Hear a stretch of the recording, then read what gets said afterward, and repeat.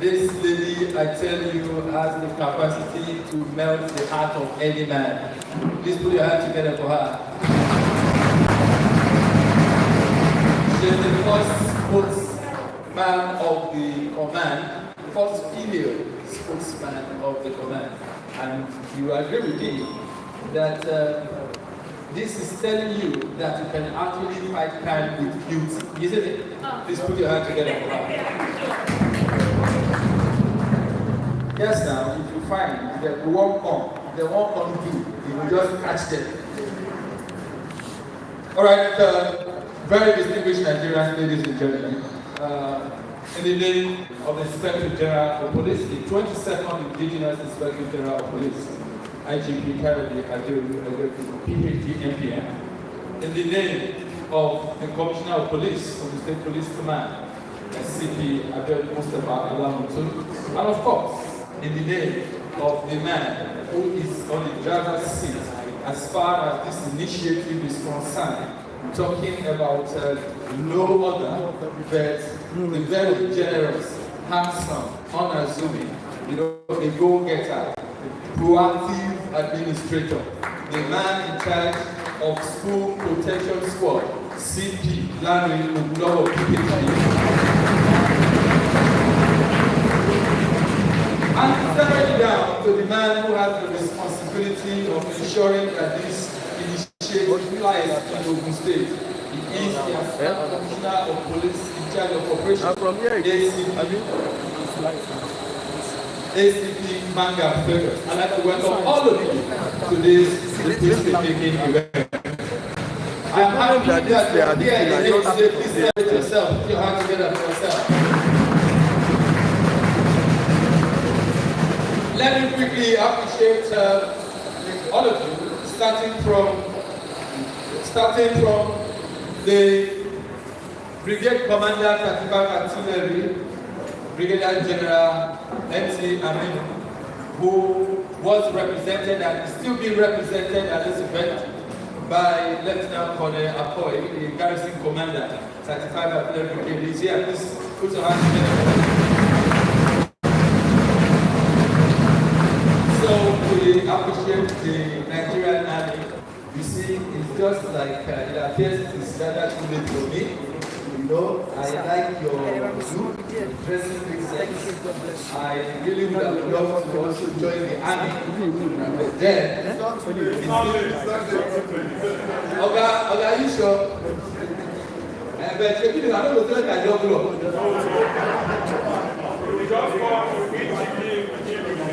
Fantastic. Please celebrate it. Ladies and gentlemen, welcome the #1 police officer in Ogun State. Sunday. Please, thank you. Please rise and back. Please appreciate him. He's here now. We have to do what we need to do, simply, sir. All right, please, back welcome the scene.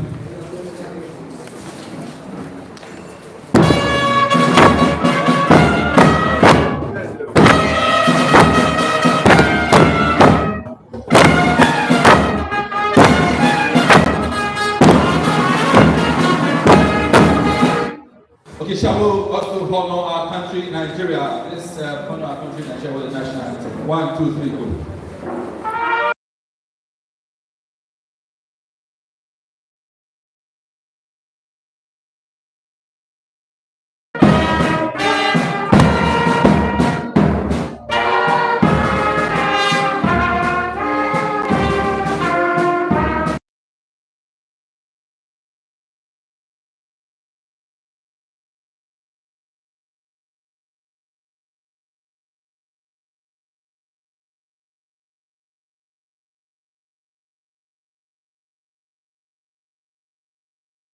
Thank you very much. All right, ladies and gentlemen, before we continue, let me quickly recognize the presence of a wonderful officer. He has served meritoriously before pulling out. In retirement, he's still gallant and is still doing what he spent over 35 years doing. If you look at it very well, you will see that this man is still fit to be enrolled into over again. He rose to the rank of Assistant Inspector General of Police before pulling out. Very, very resourceful, I tell you. Please make welcome AIG Finino Adeoye retired.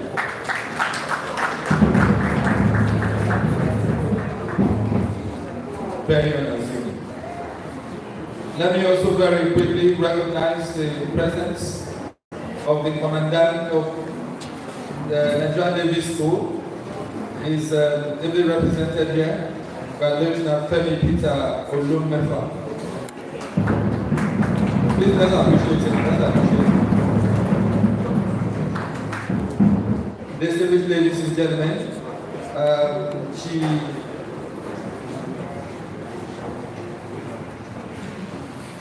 ladies and gentlemen, she was a panelist yesterday. You know, you saw her. She spoke both as an officer and as a parent. And I took cognizance of the passion with which she actually passed her message. At some point, she was eager to push a point and she kept signaling me. And I just did as if I didn't see. Ladies and gentlemen, she's representing the Commandant of the NSCDC, a big work of DSC, Orishawo Richard. Distinguished Nigerians, ladies and gentlemen, we also have the Commander of NDLA in our midst. And that's talking about Commander Tijani Ravi, who is ably represented here by ASN Gladys Obia.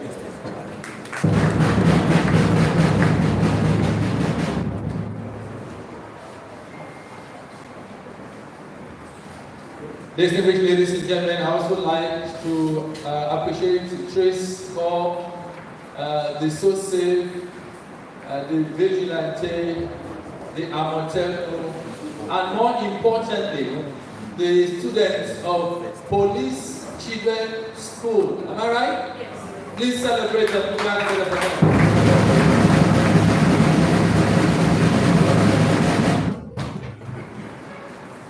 Distinguished ladies and gentlemen, I have been cleared to quickly run through this list, and I'll do them as fast as possible. From the SOSAFE, we have Chief Superintendent of Corps, Ogunik Kolade, and others. Thank you very much for coming here representing the Commander of SOSAFE. I'd like to quickly appreciate the coordinator Akishola Suzanne of the Amotelco. Thank you for coming. The Chief Forest Superintendent Adeogun Olumuyiwa, you also recognized. Thank you very much for leading 4 others to this event. And of course, Commander Lawal Benga, you led 3 others from trips. We appreciate you. ACG, let's learn to appreciate ourselves. It's very, very important. ACG Olushola Shodinyo, Commander, VGN, and first came with 9 others. The hunters are also represented here. Chief Tajuddin Adele Udu, the chairman of the Hunters Association here in Ogun State, and he came with 16 others. That's quite mind-blowing. Thank you very much. Please put your hands together for that. Mrs. Olua MF, 3 others pupils from Police Children's School. Thank you very much for coming. The police, you can only celebrate yourself. Please put your hands together for yourself. I had planned to join the police, but I told the IG that I would like to join the police if I'm guaranteed that my rank will begin from the one that is higher than that of my friend, the spokesman of the force, ACP Olumiwa Adejobi, and the IG said I should just, that will keep it in view. And I said, so, distinguished ladies and gentlemen, we are also going to be enriched, with this particular topic. Now, let me tell you that it is coming first from someone who is well read. Secondly, from someone who saw it all. So you're going to be seeing it from both the theoretical and the practical perspective of the topic you are going to be listening to. And I told you earlier that the man who is going to take this actually rose through the ranks to get to the position of an Assistant Inspector General of Police. You know that they say that from AIG, you're already wearing the rank of an IG. So just picture in your mind that the man talking to you is the Inspector General of Police. Very distinguished ladies and gentlemen, let me make welcome. All right, the topic is going to be speaking on is security agencies and community partnership in safeguarding Nigeria schools. I take that again. Security agencies and community partnership in safeguarding Nigerian schools. Distinguished ladies and gentlemen, let me very formally welcome to the microphone AIG Fimino Aduri retired. This is the last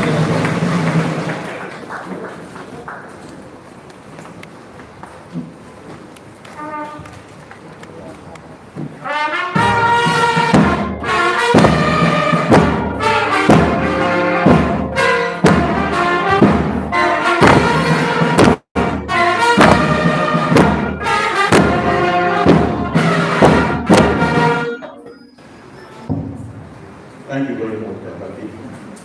Let me start by thanking God for the special grace He has given us to be assembled here this morning. I'm sure that we all know that it is just by His grace that we are alive. I hope you agree with me. And I want to also thank the Inspector General of Police for this special privilege that's been given to interact with our fellow officers and members of the non-state actors on how to effectively ensure safety in our schools.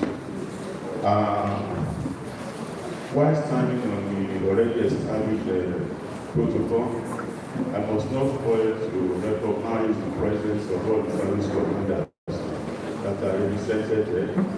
I want to say thank you for joining us. I also must not fail to recognize the Commissioner of Police of Ogun State and very especially my own brother and colleague, the CPSIS, CP Lambo, and importantly, the police PRO who stood on my leg to ensure that I'm here today. We are here. Thank you very much for inviting me. Talking about safe school, I am sure what will be on our mind today is mostly how to prevent our children from being kidnapped. Or I think that is the most prevalent, and I think that is what has necessitated the establishment of this school. But I want to expand the horizon. So I'm going to start by letting us know what safe school is, by letting us know what safe school is not. So, what is school? School is a place to go to learn. It is a place where young people formally receive education. School is also a place where the process of teaching or learning takes place. It is a formal place where knowledge or skill is imparted. It is a place where people can study a particular subject either some of the time or all of the time.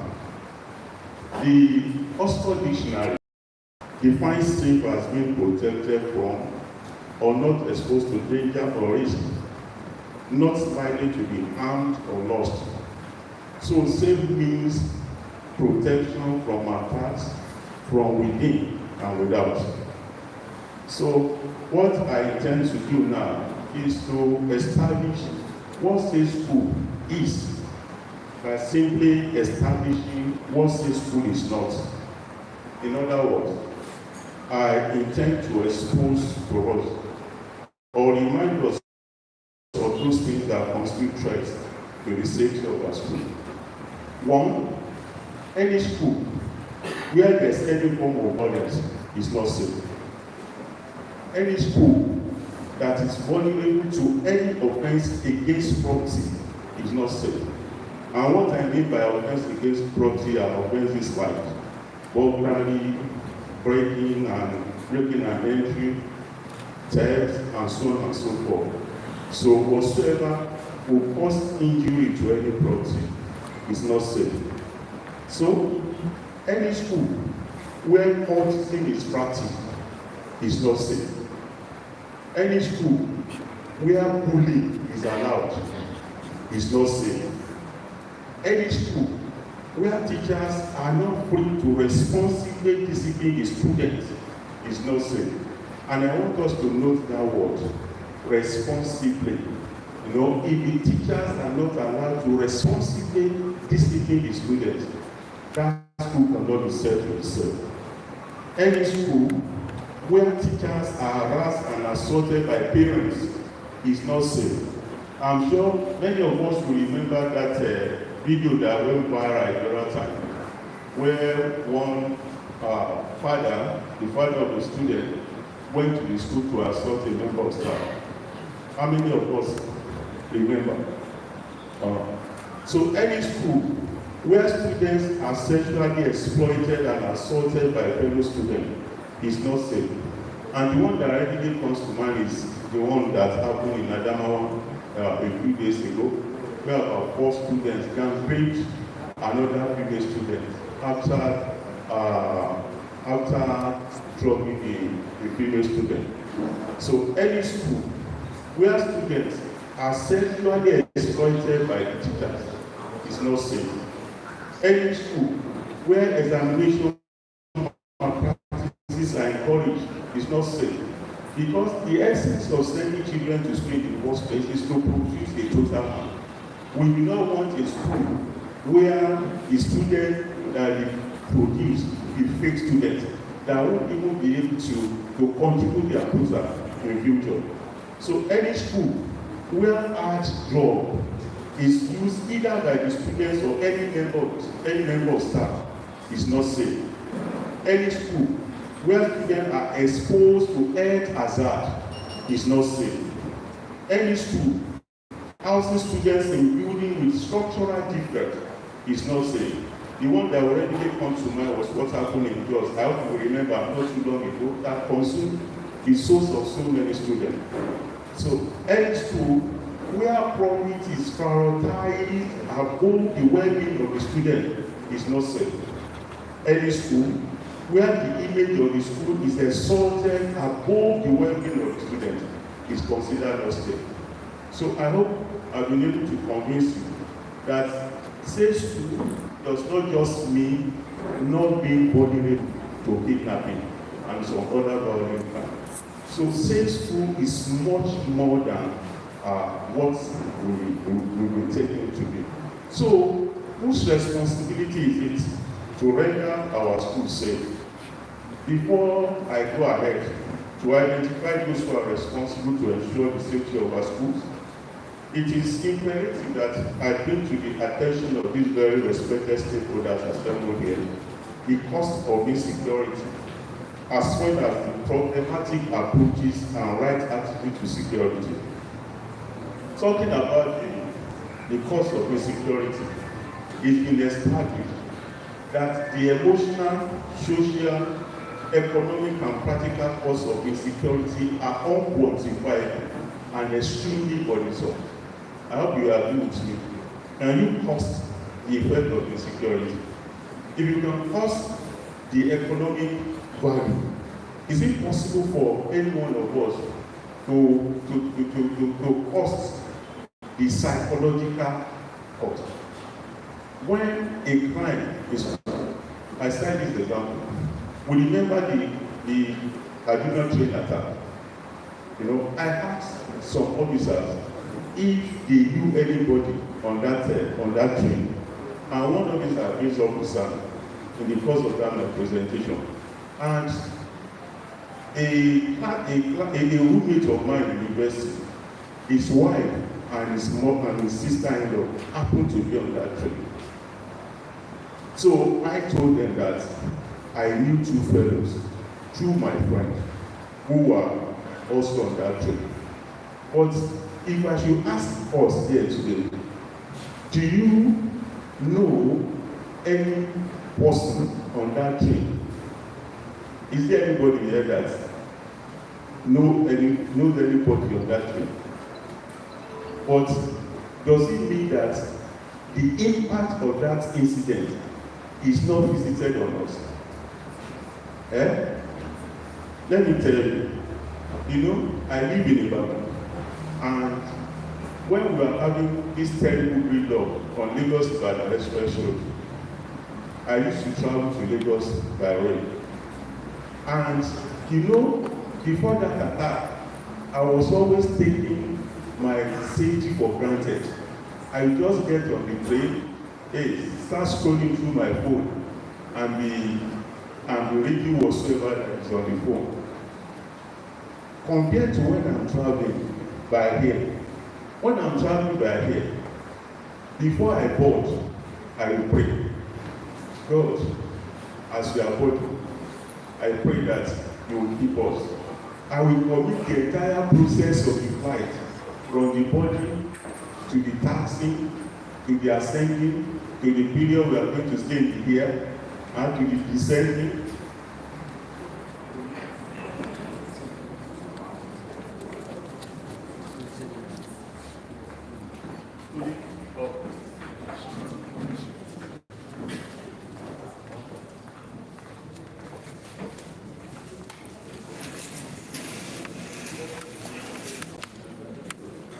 Alright, to the descending, everything I will pray.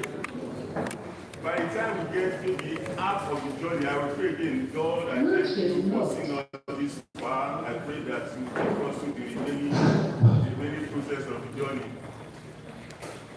You understand? But believe you me, after that incident, whenever I get on the train, the first thing I do is to pray. Because I discovered that I was taking my safety for granted. So the implication is that thing has effects on every one of us. If someone is kidnapped, can you quantify the trauma that is left on the mind of the relations? I'm not even talking of the victim. Is it quantified? No. All right. So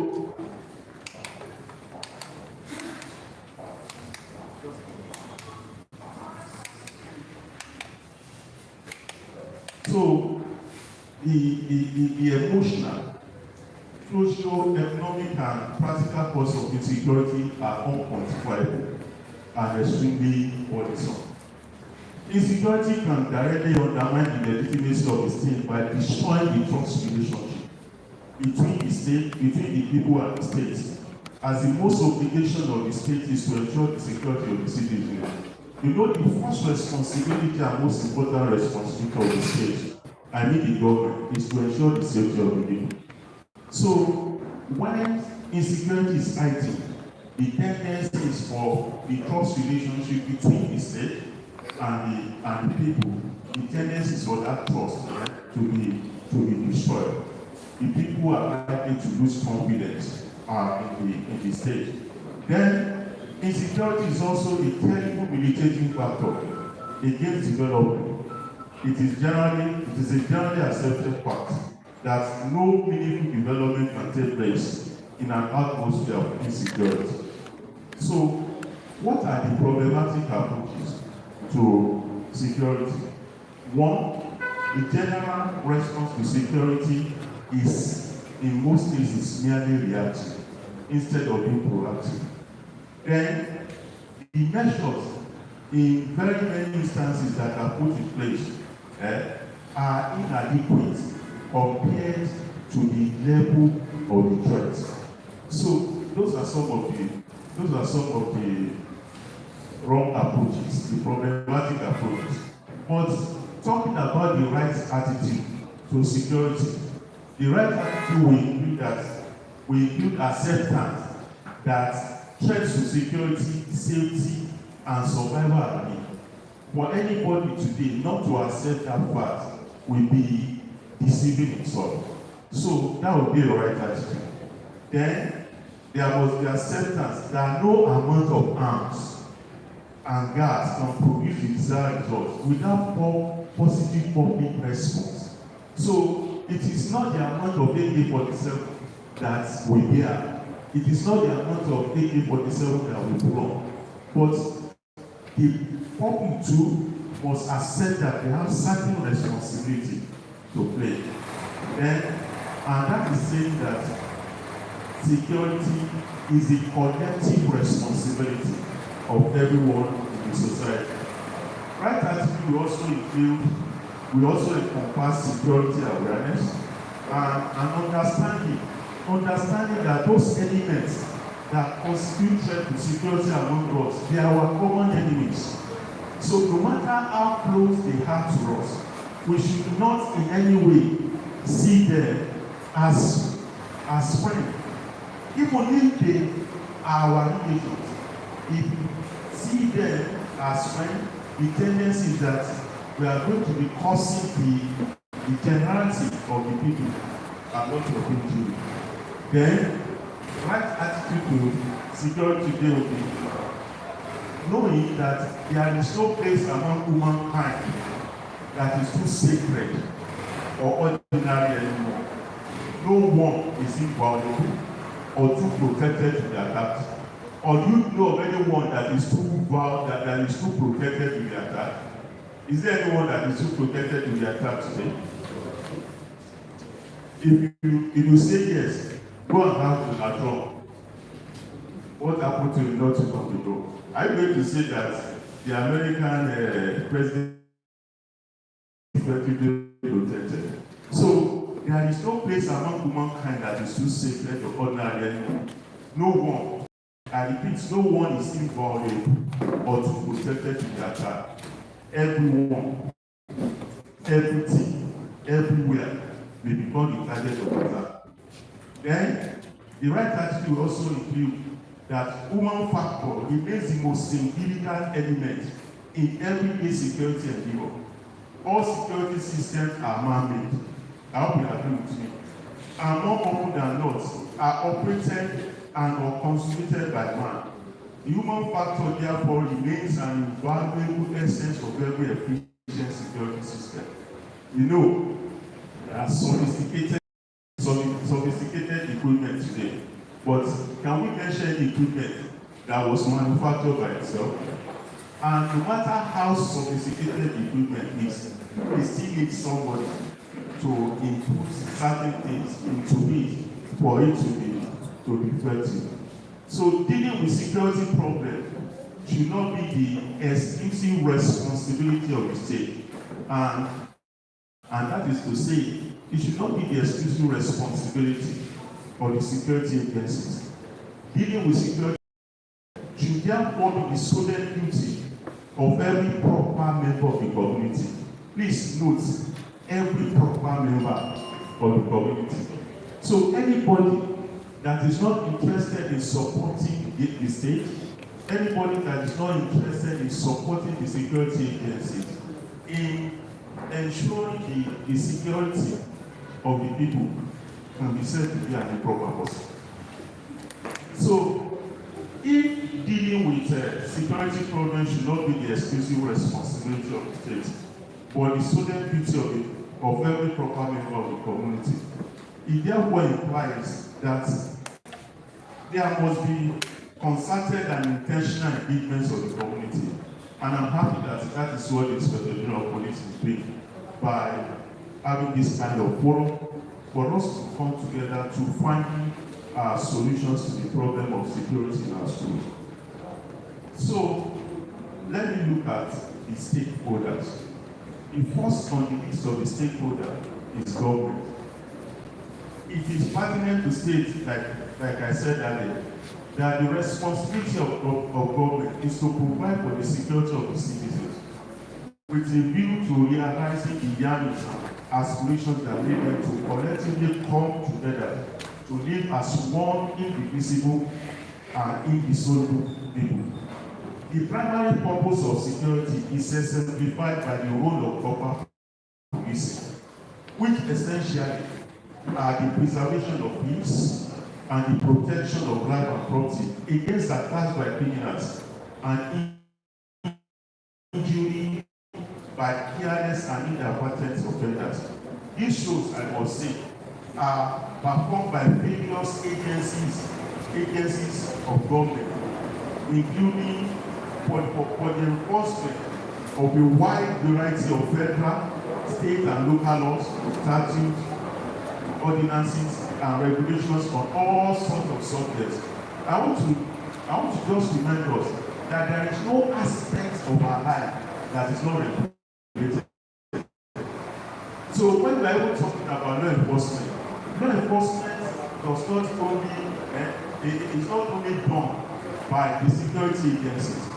Do you know that there are certain laws that are put in place to regulate our environment?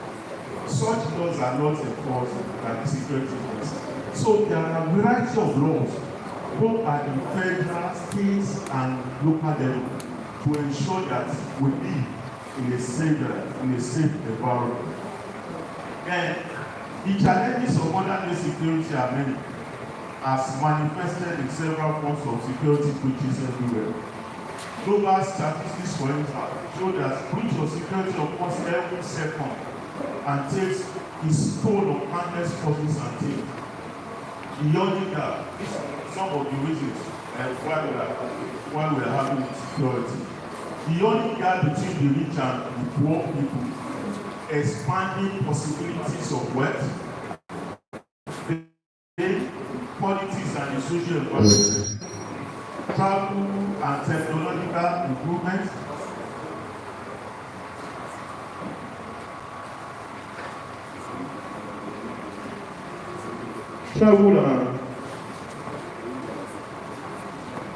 I'm trying to list some of the things that reinforces insecurity. The yawning gap between the rich and the poor people, expanding possibilities of wealth, fame, politics and the social environment, travel and technological improvement are creating new opportunities for the criminal underworld. Indeed, besides globalization, every friction resulting from interaction in the ever-competitive world of business, politics and religion can be easily exploited. Male factors take advantage of such situations to commit all kinds of crime. It is therefore incumbent on the government to ensure that policies aimed at effectively taking care of those factors that constitute threats are formulated and duly executed.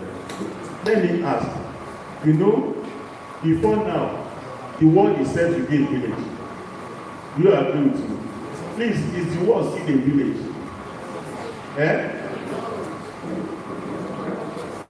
Is the world still a village? Global village, but there is still a village there now. Is the world still a village?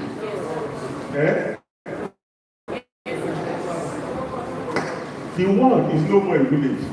The world has gone beyond being a village. The world today is on everybody's farm. As I'm here, as we are here talking, the entire world may be given access to what we are doing. So the world has gone beyond being a village. The world is on everybody's farm. So the police believe against national security should intensify its crime prevention strategies and tactics. This is because, like I said earlier, the psychological, economic, and social costs of victimization by crime are extremely burdensome and unquantifiable.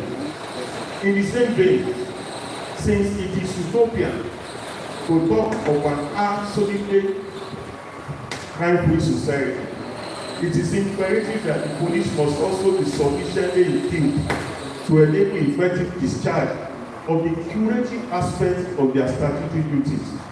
This is very essential because these duties are also secondly intended to prevent crime. The general duties of the police are categorized into two.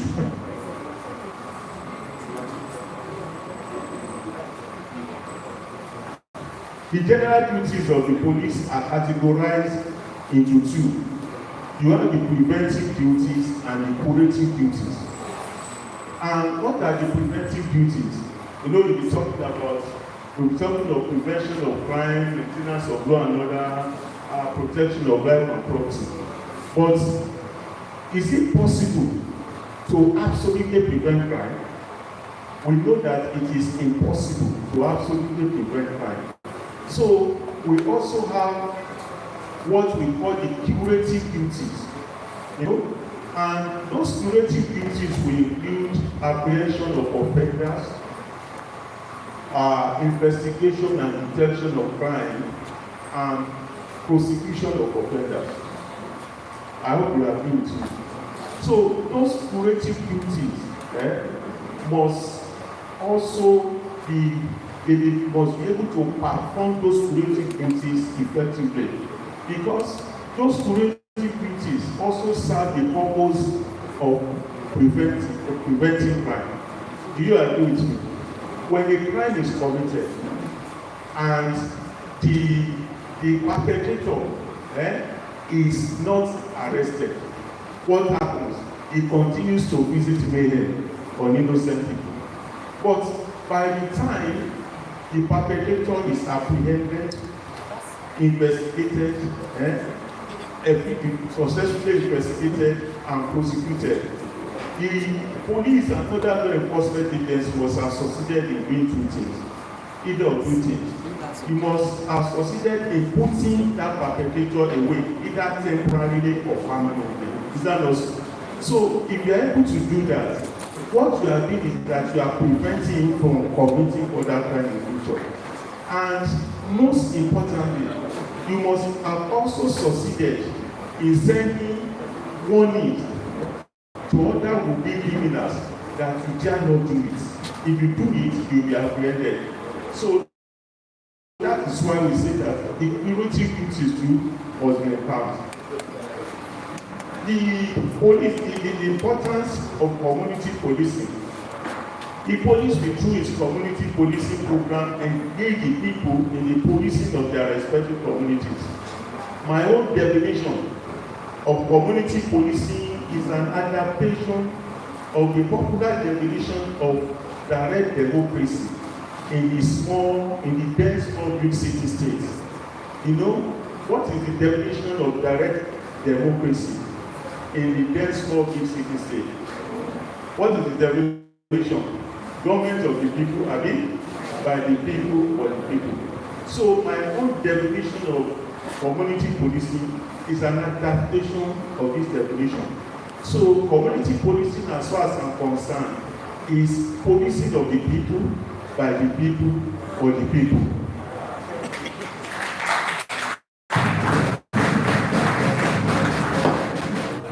And I say that this will greatly encourage community participation in ensuring that neighborhoods are safe from criminal attacks. The participation intervention is built on the premise that MPF on its own, without the involvement of the citizenry, cannot guarantee total security for every Nigerian. Is it possible for the police and all the entire security agencies brought together to effectively guarantee the security of the people without their participation? No. All right. So this strategic intervention will engage the citizenry in the overall task of self-policing. The slogan that have come recently is everybody is everybody's police. You agree with my slogan? Everybody is everybody's police. So everybody should be everybody's police.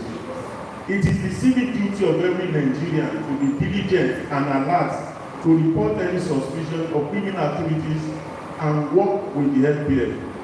Local policing at the divisional headquarters level are the best resource to identify and mitigate risks within their jurisdiction by engaging with communities and individuals at risk of being terrorized and providing them with quality policing services. There is no part of our land that is not under the jurisdiction of a police division. And the police division are the closest to the people. So if you are talking about community policing, the people, the information that we should actually be interested in should be the divisional police police headquarters. So, and this is why I've gone ahead to suggest that it is therefore imperative that concerted and intentional efforts be made by the police management team to raise the status of policing at the regional level by providing them with adequate manpower and appropriate enforcement equipment with a view to enhancing the security of the generality of the people. The need for interagency cooperation and coordination. The need for the security agencies and other relevant agencies of government to come together in order to ensure prompter, coordinated, and strong attack on insecurity cannot be overemphasized. Interagency cooperation exists when two or more organizations that share a problem or with common mission agree to deal with the issue by establishing a link via a formal contract that provides for resources and for the adjustment of internal or external procedure to adequately support the new agreement. And I'm sure that every one of us here, we agree that we have a common problem. If you don't agree that we have a common problem, it means you have a problem. So we know we have a common problem. So coordination will now be the organization of different elements of a complex body of activities so as to enable them to work together effectively. While synergy is the making of common efforts to achieve the common goal. Synergy among security agencies is very crucial to ensuring success in the fight against insecurity in the country. The importance of synergy to ensuring successful internal security operations can therefore not be emphasized. When there is no synergy between various agencies in operation, working independently means, and I've specifically highlighted it in red, working independently will mean waste of energy, waste of time, and waste of resources. What will be the roles of the civil agencies of government? The relevant agencies of government charged with the responsibility of education administration at every level should formulate policies that are aimed at promoting safety in all our public and private education institutions. They should go further to ensure the due enforcement of the policies.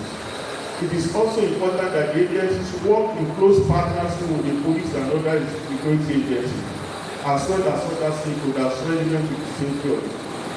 I mean the Ministry of Education at all levels, and there are some other agencies that are established to administer matters related to education in Nigeria at all levels. So what are the duties of the parents? Parents have vital roles to play in our efforts to ensure the safety of our schools. They remain the first contact. I'm sure everybody that is seated here is a parent. We remain the first contact the children have and are defining position to ensure the safety, well-being, and good upbringing of the children in a way that will make them not only good, but children that possess the capacity to contribute meaningfully to the society. That should be the goal of every proper parent. Parents are also lifelong educators. Are we not lifelong educators?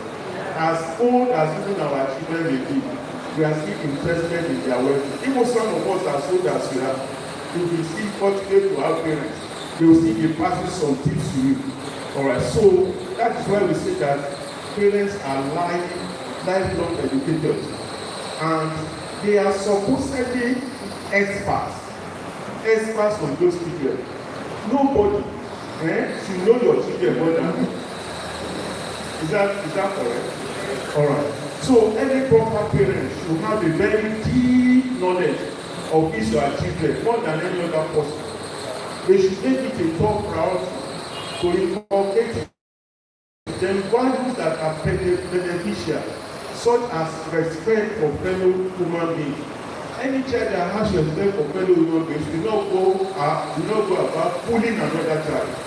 You know, there are some students who, as a result of bullying, went ahead to commit suicide. So, they should make it a top priority to incorporate in them values that are beneficial, such as respect for fellow human beings and constituted authorities. They should teach them appreciation, hard work, contentment, love for others, showing of people association, diligence. Some of the catchy words in our days used to drop these values into our heads. Head and heart. You will permit me. I'm a Yoruba man. You will permit me. So I have some Yoruba things.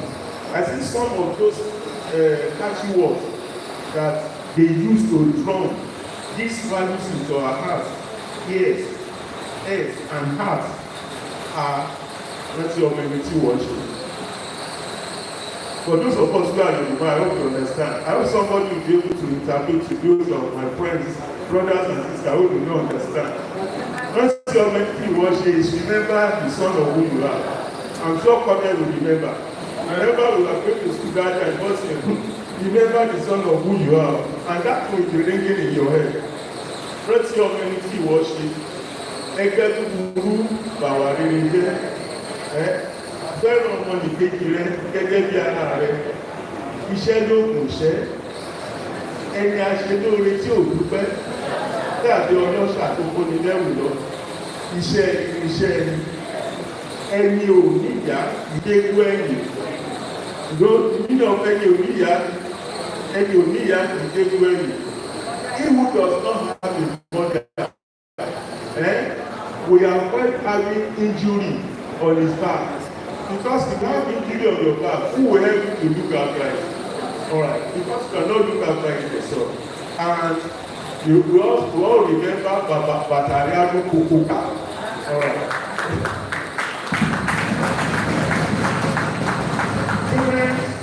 Parents are in the best position to ensure a proper upbringing of the children, with a view to not constituting any threat to the society. The Bible book of Proverbs 22:16, train up a child in the way to go, and when he is old, he will not depart from it. One of my daughters once said, a damaged child makes a damaged adult. How are we raising a precious soul the Almighty God has placed in our care to tend for him? That's the question for parents. Parents should be an embodiment of good character. They should constantly live in the consciousness that they are being closely watched by their children, and they are likely going to imitate them in almost all aspects. There's a Yoruba adage that says, I hope my sister will help you interpret. There's a Yoruba adage that says, Owu ìyá náà lọ máa ná. Alright. So what are the roles? The responsibility of schools to ensure their safety cannot also be overemphasized. School officials should recognize the potential threats to the safety of the students and take appropriate action to postpone the actualization of any such threats. One of such action is by reporting the threats to the appropriate authority and render necessary support to nip it in the bud. The officials should also be available to control the school environment effectively, with their complaints, and take necessary action on such complaints. It is therefore imperative for school officials to be skilled with the requisite expertise in managing student behavior. I hope you agree with me. They should know, they should be skilled with the necessary training to manage student behavior. They should be able to recognize the behavior that is acceptable and the one that is not acceptable. Alright. Competent personnel to perform specific tasks should be employed to ensure the safety of the school community. For example, it is not right to just pick any Tom, Dick, and Harry on the street as security personnel. This is a job that requires skill and must be so assigned to those with the requisite competence. Competent drivers should also be employed to operate vehicles deployed by schools to convey students from place to place. There is also the need to ascertain the character of all the employees to ensure the students are in safe hands when placed in their care. Schools must make intentional effort to teach their students how to handle their emotions without constituting threats to others. They should be taught to revive and exhibit good behavior. participation in group activities that are defined and which promote good relationship should be encouraged. Visitors to the school must be carefully monitored to forestall intruders from gaining access into the premises. It is therefore pertinent that every visitor must be registered when entering and exiting the school premises. Every such registered visitor should be given an identification tag to display boldly to let staff and students know that the security team is aware of their presence.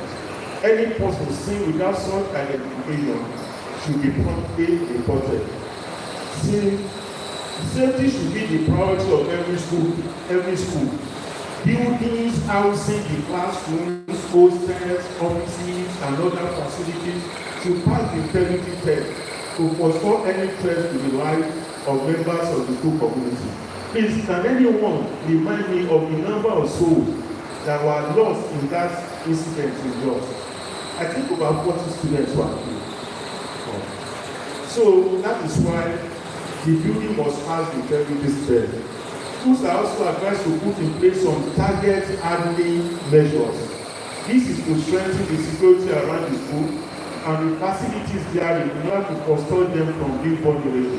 It will not be right for the school today not to be present. It will not be right for the school today not to be well used. So all those things that will act as deterrent to criminals should be in place. Contemporary security arrangement is technology and ICT driven. So it behooves the school to install appropriate and adequate electronic devices that can aid the protection of the inhabitants and facilities of the schools of the community. The imperativeness of the school to work in close liaison with the local police in the area they have domicile can also not be overemphasized. They should collaborate in the areas of information sharing, enlightenment, physical protection, visibility policing, and other relevant areas considered necessary for the safety of the school. So what are the goals of the students? It is an established fact that there is no one that can be protected beyond the way he wants. Is there anybody that can be protected beyond the way he wants? Let me set an example. If you are driving on the highway and it is indicated using the code that the speed limit here is 50 kilometers per hour, and you choose to go on 120 kilometers per hour, whose fault?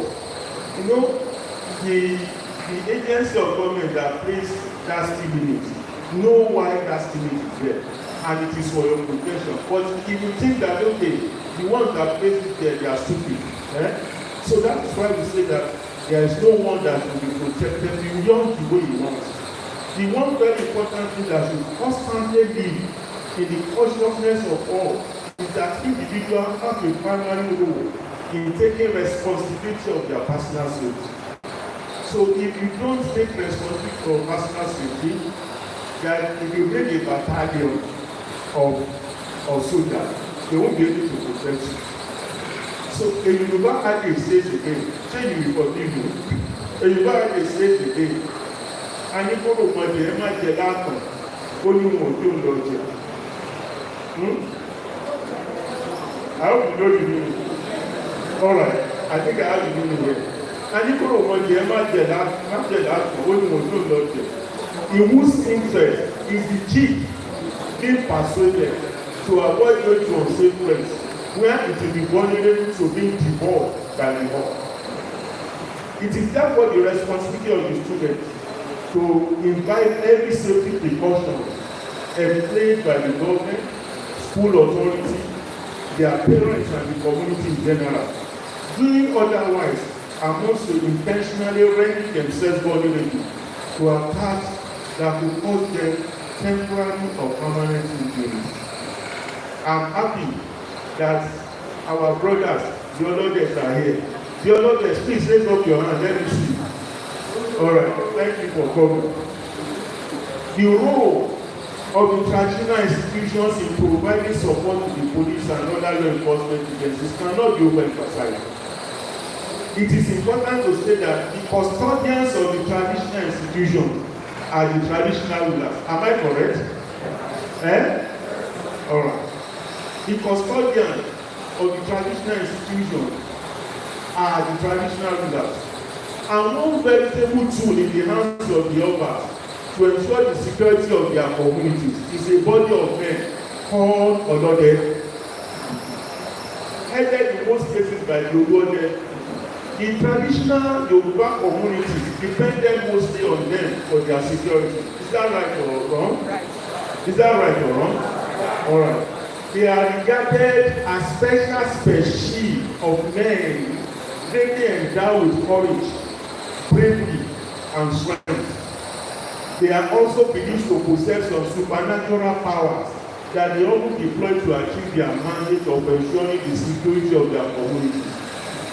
It is believed by many that it is this supernatural power that enable them to go into some of those forests regarded as forbidden for ordinary mortals to traverse. Those forests are variously referred to as Igoro. Am I correct? Yes. Igoro, Igbobale, Ageju, or Igboberu. It is believed in the traditional Yoruba community that such forests were home to several spirits. They are also home to some shrines and are therefore not accessible to the uninitiated. Àwọn ọmọ awo nìkan ló lè wọ gàdí. Alright. Stories abound in some hard-to-believe encounters. Some hunters were sent to a party during Bono or Ibeolu. I was informed by Chief Alabi Ogundepo. How many of us know Chief Alabi Ogundepo here? All right, I'm going to play something that he did for me when I was the commissioner of police. No, not for him. For him is different for Alabi Ogundepo. I was informed by Chief Alabi Ogundepo, the great Yoruba folklorist, that tí ọdẹ bá di ògbólógbòó àgbà àṣègùnmílà. How do you understand that?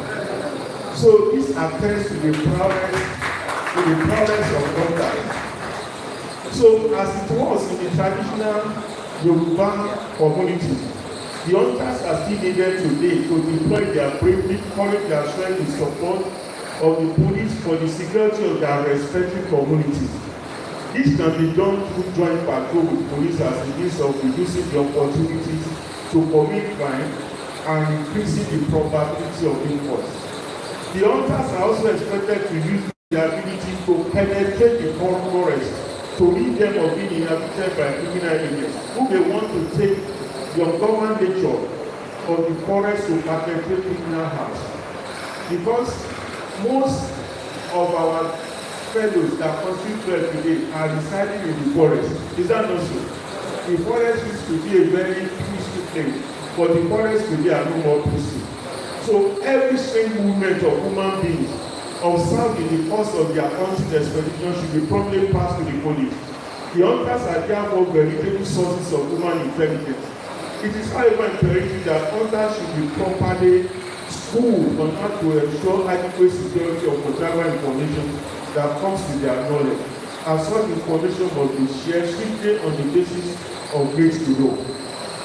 These, however, should not be difficult, as hunters can be taken into confidence when it comes to keeping information confidential. Am I right? Yes. All right. Because I know the hunters, on which Abi? All right. Hunters can be and are actually engaged as static guards for the protection of some facilities and critical infrastructure. One of the reasons why community policing is imperative today is because of the established fact that there cannot be enough police officers. Unqualified information show that in Ogun State alone, we have 1,566 primary schools and 517 secondary schools owned by the state government, not mentioning the private school. So hunters can therefore be employed to perform the duty of providing static security in the school. Their presence at such facilities has the tendency of scaring would-be criminals.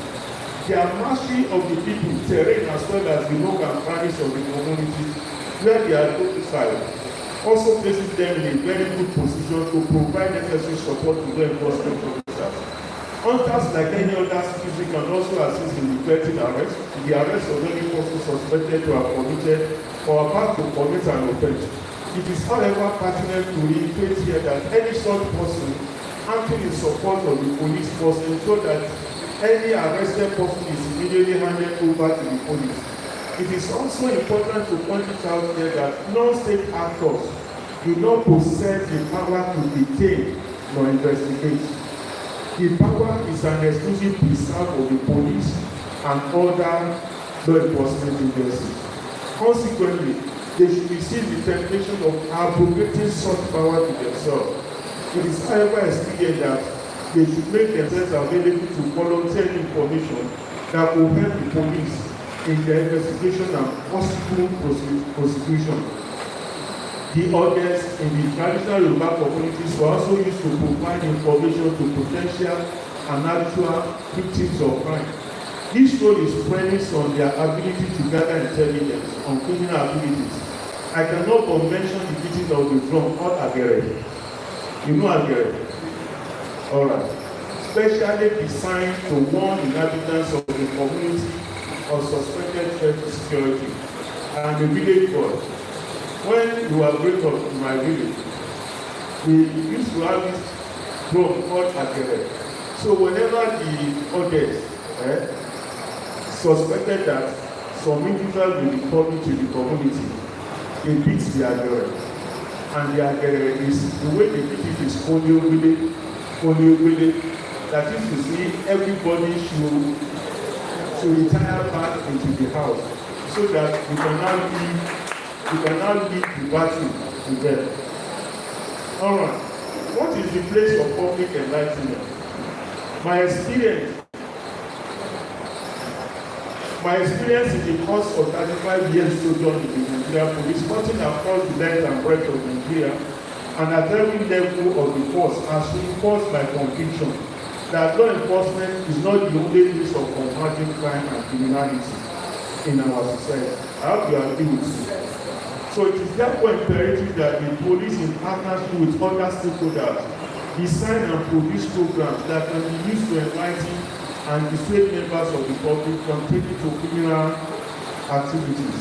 Such programs and campaigns should be targeted at the youth, as it constitutes a greater percentage of those involved in crime. Can I have this? When I was the Commissioner of Police, Osun, I produced something in a partnership with Baba Alhaji Ogundepo, targeted at the youth to be safe.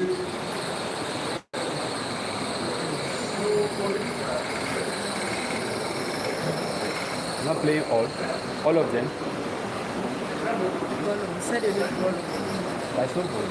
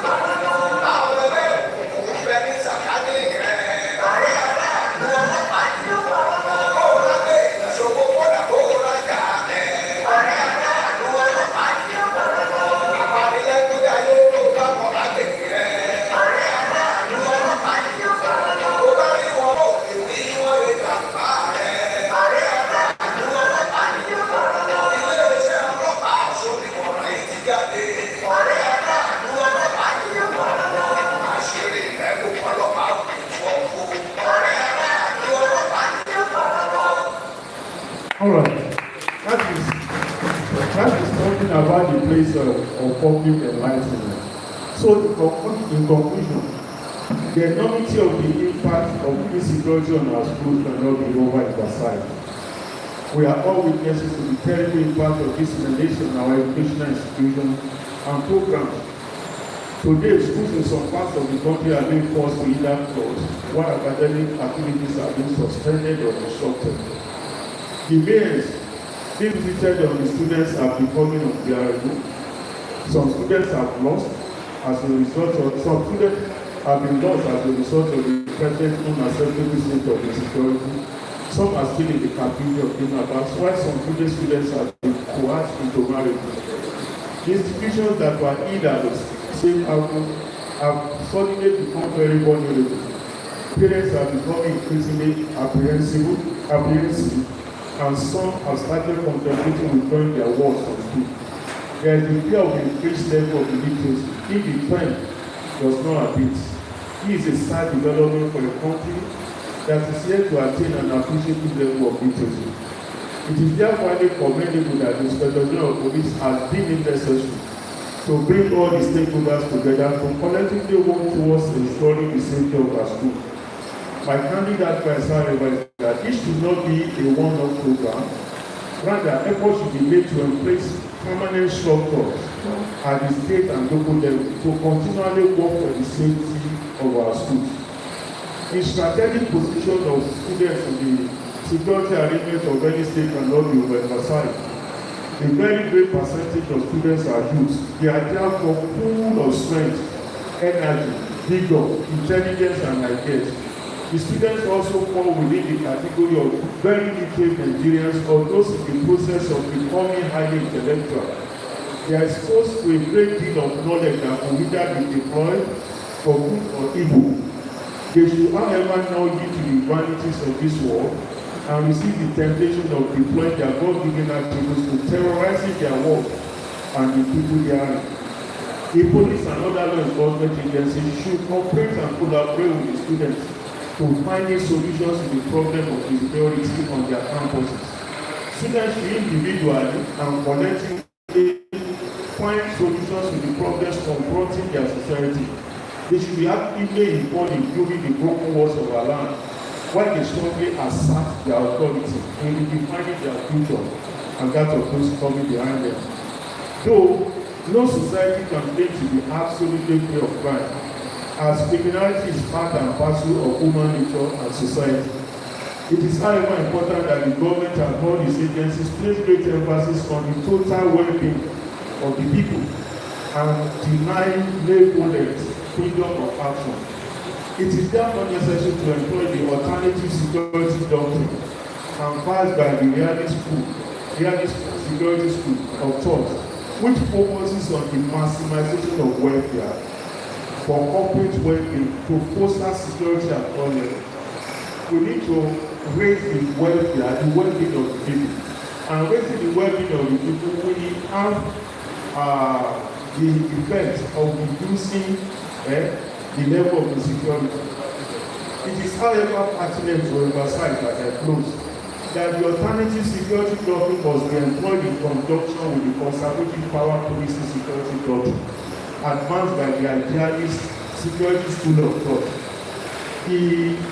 The conservative power policing security theory centers on mass acquisition and deployment of sophisticated technology, arms, as well as other law enforcement equipment, hardware and human software for deterrence and procurement of state security. We have to invest in those equipment, and the reason is to enable all the security agencies to be ahead of the criminals. Thank you very much.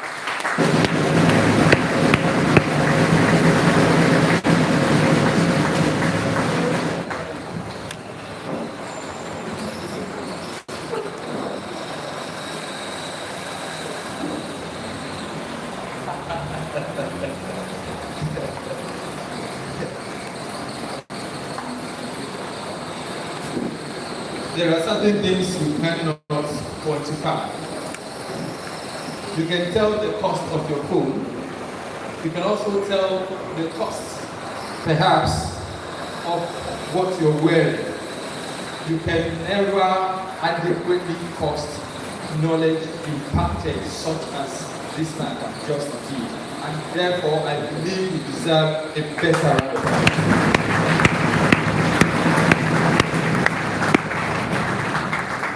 May I remind us that this event is designed, it's a federal government initiative activated by the 22nd Indigenous Inspector General of Police, and of course, the very proactive head of school, first headquarters, Abuja, the CP Larry Oglowo, PhD, is actually on the driver's seat. Very distinguished Nigerians, before we move to the question and answer, where we will tell whether AIG actually made any impact or not, for about 10 minutes or thereabouts, we'll take questions. Before we go there, may I very respectfully welcome to our midst the Area Commander Metro, ACP Aruna Adamu, is in our meeting. What our panel is going to do. Good to have you join us, sir. I also want to recognize and indeed appreciate the presence of Dr. Adeleke, who led the students and the officials of Lavisi Onabanjo University to this event.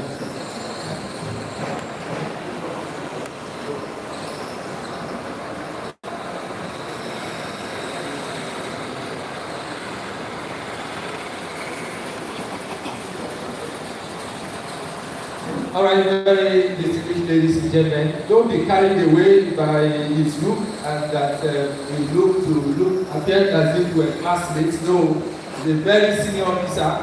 He's a very senior officer of the Commissioner of Police. Please put your hands together for this man. Of course, I'm also told that AA Adesoye is representing Commander Akiwumi Pashaki of the Federal Road Safety Corps. We appreciate you. At this point in time, I'd like to bring him to the microphone.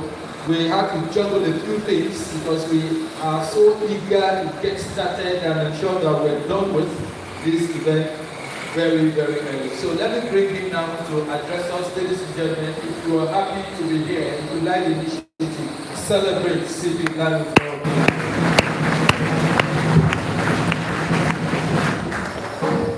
Thank you, sir. Yeah, it is, sir. Thank you for the insightful lecture. Thank you all for the time for the appreciation. We appreciate the fact that we have a good representation of our sister agencies and the military. Thanks a lot, madam. We appreciate that. I was supposed to make a brief remark before we started the program, but it's fine. We don't want to cover the time. What we are having today, like the moderator said earlier, is the initiative of the Inspector General of Police, IGP Kayode Egbetokun, NPM, PhD NPM. The project or the program itself is a federal government initiative. But each agency involved has been mandated to deliver. How we deliver, of course, there is a masterpiece or whatever I call a template, but at least we go on our own ways to just have the maximum impact. We have this school protection squad established in all the states of the country. Though this phase of the project is for 18 states. And what we have said, or the purpose for it, is that the commands have responsibility to maintain life and property in their jurisdiction. The SPS, School Protection Squad, is just an elevated addition, so to say, to what the command can do, because we expect that if there are issues, then we should have this squad to respond to such. I will say very soon we will have another training for the SPS team hopefully at Lauro, because we are starting the one for some six states on December 5. That's just next week. It's a 2 weeks intensive practical training, basically for rescue operation and such other things. We are having for FCT, Niger State, Nasarawa State, Benue, Plateau State, Kaduna, and one other state. 6 states, just a 2 weeks program. So, God giving us time and space. After the new year, we will arrange the one for Southwest, comprising Lagos, Ondo, Ekiti, join with Delta and Anambra, hopefully at PMM training school in Lauro. The one we are having next week is at ND Hills. So we thank you for your time. Colleagues from other sectors, non-state actors, we do appreciate your work. And the idea for this is that it's a whole society approach. Whole society in the sense that everybody has their own play. We made this clear yesterday. If you are a traffic warden, for instance, that is your work entails controlling traffic on the road. You will ask, what have I got to do with it? You've got everything to do with it. Because if you see straight movement, if you see straight people driving, you are just to alert necessary portals for action. The pupil, as young as they are, when they see what is straight in their school, we expect them to raise some alarm. So we are all working together. The Civil Defense in Abuja is the lead agency for this project, but all of us are working collaboratively and we are playing our role. We are all very significant partners in this. So thank you for your efforts and thank you for everybody that has been here. I don't want to take our time. I'll let the moderator continue with the question and answer session. I just want to say this, which I'm supposed to say at the onset. Thank you and God bless. Thank you very much, sir. Okay, so let's move on now to question and answer. This is the opportunity to know whether the 2IC area commander that my very good and pastor, CSP Olayinka Pierre, I want to be sure that he's been with us, in spirit and in truth, as an anointed man of God. So I want to know. And of course, the former DBO student, who is now in charge of Lab and Work, CSP Omo Enakube, we also want to know whether he's with us in spirit. Let me also appreciate the newly baptized DPO Etoku, the CSP Hadita Abu. All right, AIG, sir. I like to set the pace by asking this very first question. When you were speaking to the hunters, you wanted them to participate. You spoke on the areas that they can be useful to the fight and all this against criminality and all that. But then, my understanding of their strength has to do with traditional approaches. And all those. Then we are told that the police does not recognize any such thing. So for an experienced police officer like you to want to bring them into this whole thing, I'd like you to please reconcile both. Police not believing in their own mechanism and you asking them to work with the police. Please, I will need you to reconcile both. If you have a question for the AIG, please signify. Just signify, the mic will be brought to you. You have a question for the AIG.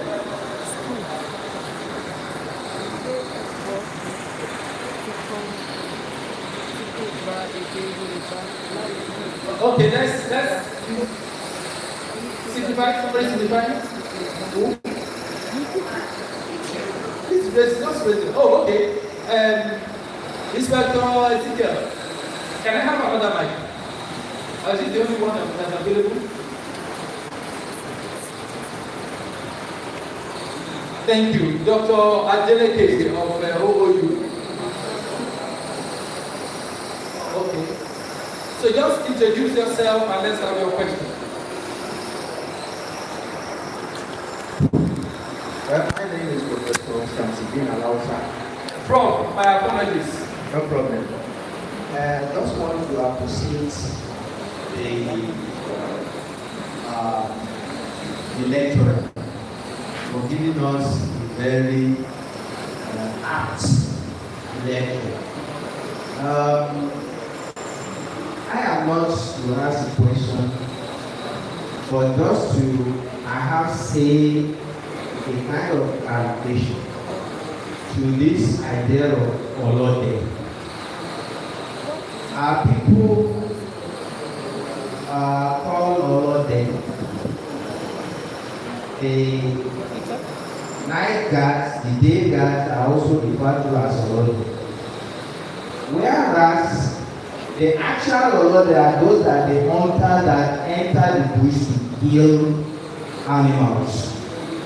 And it is those Olode in the bush that are always being endowed with all these magical things we are talking about. Not the day guard or the night guard that we have. Besides that, I wanted to ask, because the program is on schools, but to my surprise, I was here yesterday, I discovered Olabisi Onabanjo University was the only higher institution being invited to partake. I wanted to ask the organizer, why is it so? If you are saying schools, then higher institutions must be involved. More so that the issue of security is more pertinent in higher institutions. There you have various types of students that will always be involved in all these criminality things. And besides that, it is the higher institution that is mostly the focus of the criminals. They want to come there and do havoc. I remember some years back in my university when armed robbers came in and faced the banks, looted the banks, and then killed some of our students. So we're talking of security of schools. Then I think the federal government should also involve the higher institutions. Although that event that the armed robbers came around to really give havoc to us, made us to now look at what do we do to find ourselves secure. And that is the when we now bring in the idea of using the CCTV. And since then, we have been enjoying security. That is it. All right, thank you very much. Oh, okay. Please bring the microphone. Sir, you are going to speak to that particular question. The government of higher institutions talked about the fact that OOU seems to be the only university that's participating, and the six is got to do with school protection. He is of the opinion that schools should have been involved more. Let me speak to you. Thank you for that question, sir. Now just make this clarification. The program is all-inclusive. Perhaps we had an oversight in our invitation. We are not particular about any university. In fact, the 18 states that was selected for the first phase are based on seriousness of insecurity in these states. And that is why we have the majority of them in the northwest and the northeast. But coming down to each state, it is all encompassing. Now, if we're talking about social vices in our higher institutions, we have a unit in the police that is specifically designed for that, protocol. So, cultism and such other things, they deal with it. But when we talk about security generally, we look at the level of vulnerability. But yes, even the fear of insecurity itself is insecurity. So, right along with what you have just said, sir, your observation will take it along. But generally, this is statewide project. In fact, the design is that 18 schools, 6 from each senatorial district of each state, will be selected for implementation. The connectivity and the technology. Somebody's going to talk about leveraging technology on this morning, perhaps after this. Where some schools are connected so that when there are issues, they can just alert the command.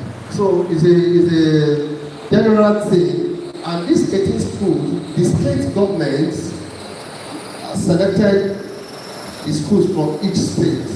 But just coming back to the question, sir, we are not particular about any school. We apologize for that. It's not aside on our part. So, and as we go along with other states, we also take that along. But it's about security. Everybody that is present here and those who listen to us, please make do with it and spread the gospel. Thank you very much, sir.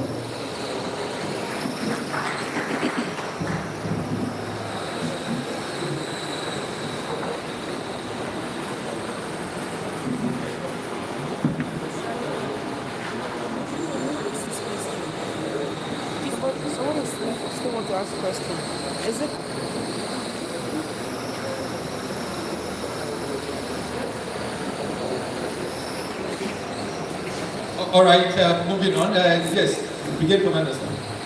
Thank you very much, moderator. I want to use the opportunity to really thank the guest lecturer. He has espoused the theory, norms, ethics, ethos, and traditions of the Yoruba language. He has shown us his mastery of the language. I couldn't help but envy him and only wish I could speak my own language that way. Thank you, guest lecturer. Okay, in his lecture, he mentioned that the experience shows that most of these bandit insurgents and criminals take the forest to be their abode. There's a reason why. Because of the absence of government in those areas. There's what they call accidental guerrillas. Once you refuse to take care of a particular place, you refuse to make your presence, somebody will come and form a kind of government there and start collecting dues from people. So, I want to paint an analogy. They came to me some days and reported that there are people farming because we have a very vast land in Alamala. There are people farming in the forest land that they are constituting a security threat that they should be chased away. So I came in with another approach. I said, no, don't chase them away. Some of these people, this is what they feed their family with. You chase them away, what are you using the land for? I say, instead of chasing them away, you can organize a way of controlling them so that they will even serve as your intelligence. They will be feeding you back. So what you will do, collect their names or organize them for them to form your kind of intelligence. They feed you things happening in the forest because they are farming there. Right now, as I speak, I'm trying to liaise with the chairman of the Hunters Association to carry out a hunting expedition in the whole of Alamala Forest, forgive my pronunciation, so that They now serve as intelligence to us, anything untoward. That will be defense to info us. Those are ways that we can use to utilize this forest effectively for outsiders not to come and see that place as an harbor to perpetrate criminal activities. Thank you very much, sir. All right, thank you very much. The AIT will respond in due course. There's a bit of rearrangement. We will further.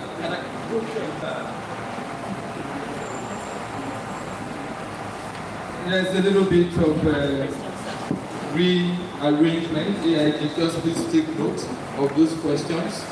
And our second resource person is here. I've been advised to take this one along, and then we'll take the questions at once as well.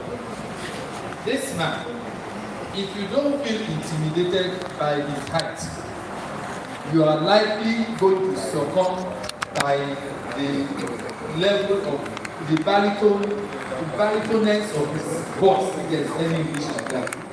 If that one too didn't work, the level of his intellectualism and understanding of information technology will humble you. You are in for another wonderful session here today.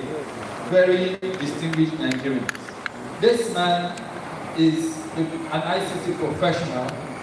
This man is a seasoned broadcaster, and this man is a wonderful and active member of the Freelance and Independent Broadcasters Association of Nigeria. May you please make welcome my friend, my brother, my Oga. He is going to be speaking on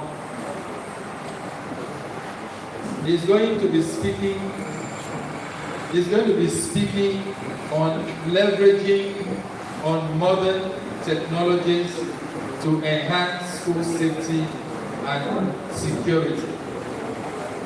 Ladies and gentlemen, please make welcome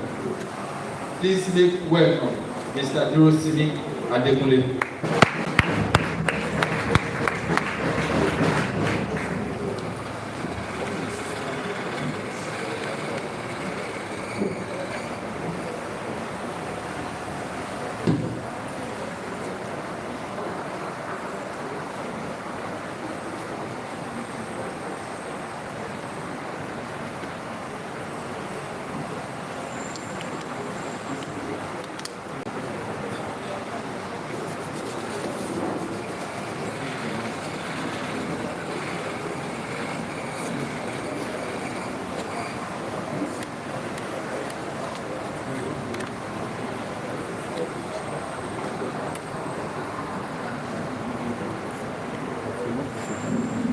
Good morning, sir. Good morning. I think let me just stand on the already established protocol without wasting much of our time. I think I need to speak to my slide. MC, sir, how many minutes do I have?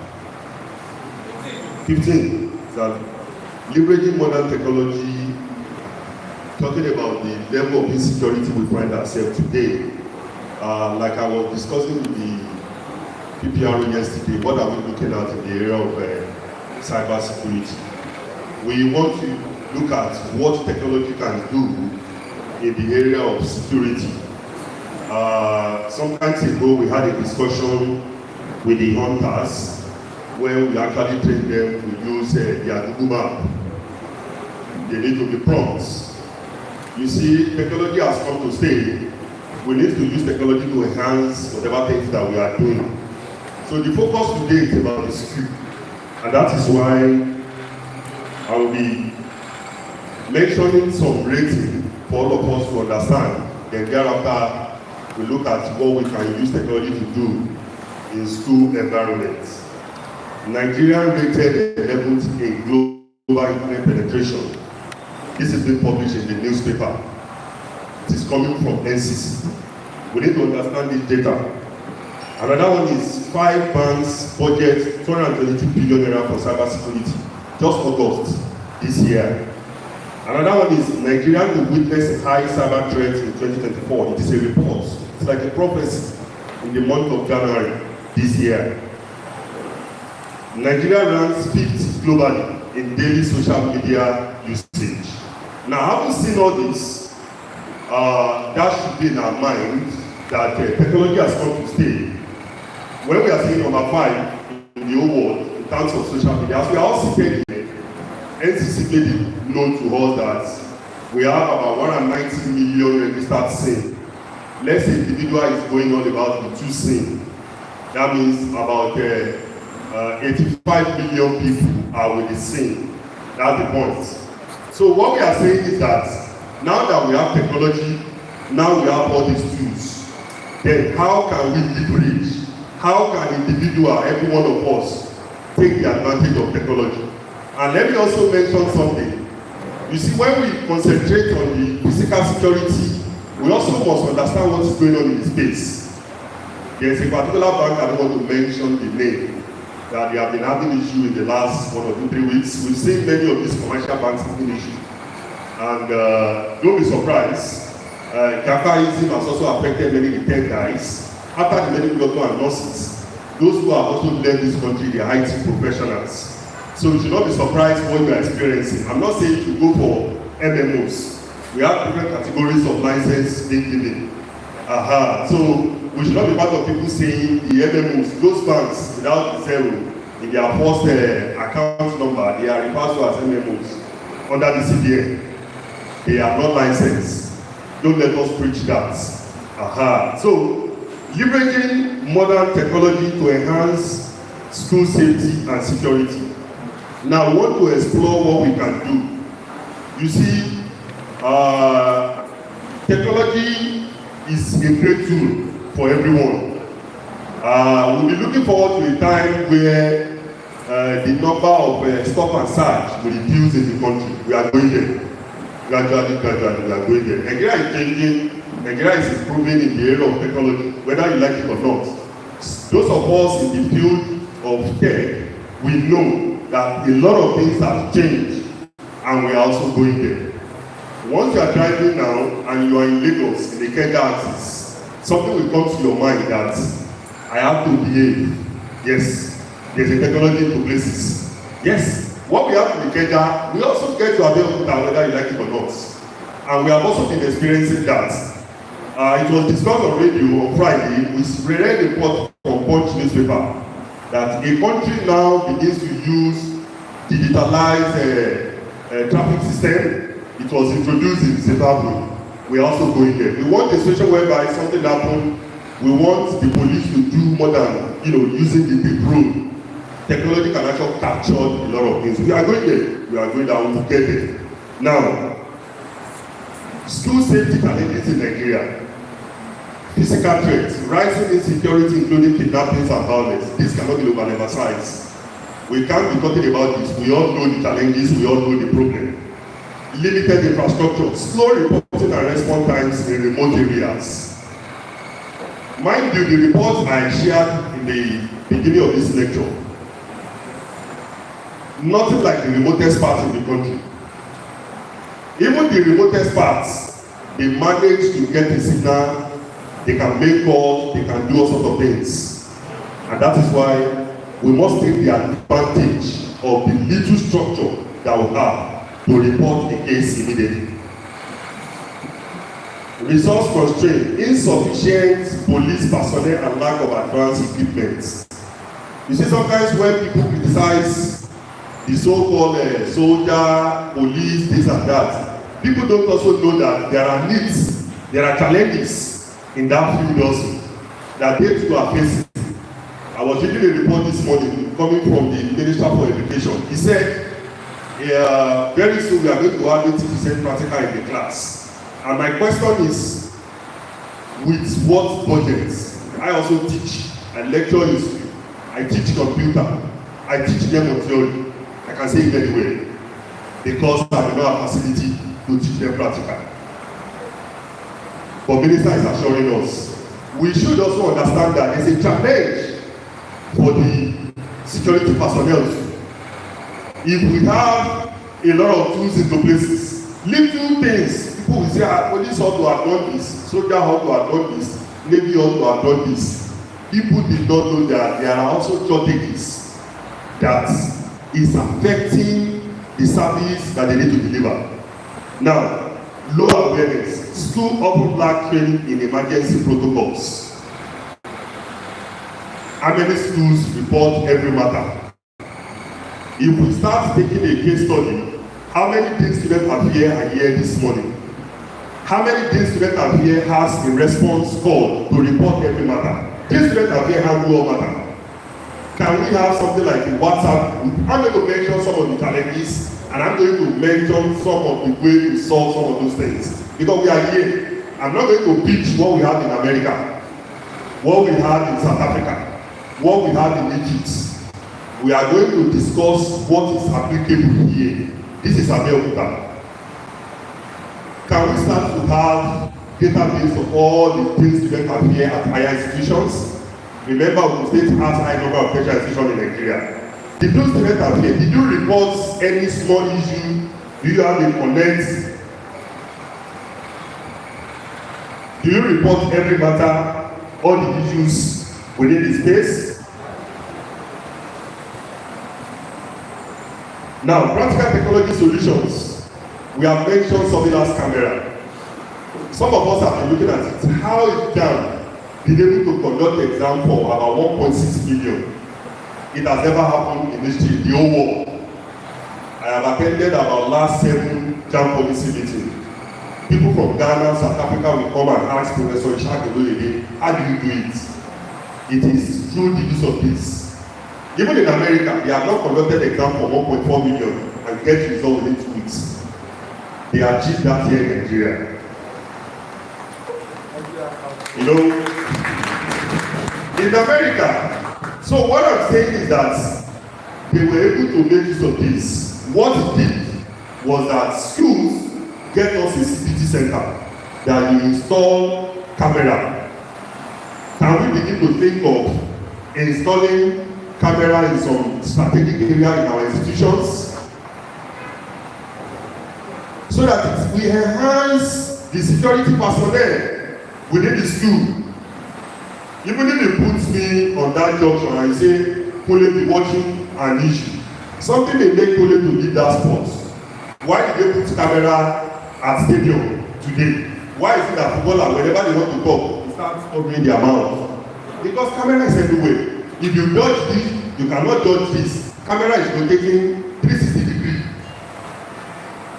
When we don't put all these things into places, there is no way we can see the effectiveness of our security personnel. And that's why it is important for us to have this kind of stakeholders engagement. Everybody knows their rights.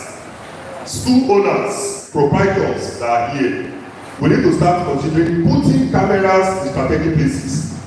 Access control system, RFID, biometric system.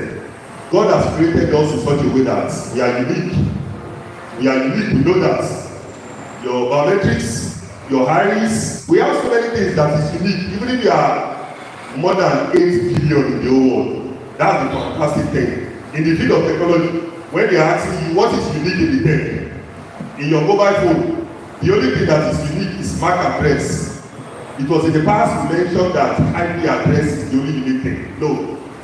People can have the same IP address on different networks. When we were learning computing, they taught us that IP address is the unique thing, but it has been proved now that we can have the same IP address but on different networks. But the only thing that is unique on your mobile phone is a MAC address. Can we dwell on that? So the unique thing is this RFID of biometrics. Sorry, that's the unique thing. It's also one of the security. The system has to go hibernate.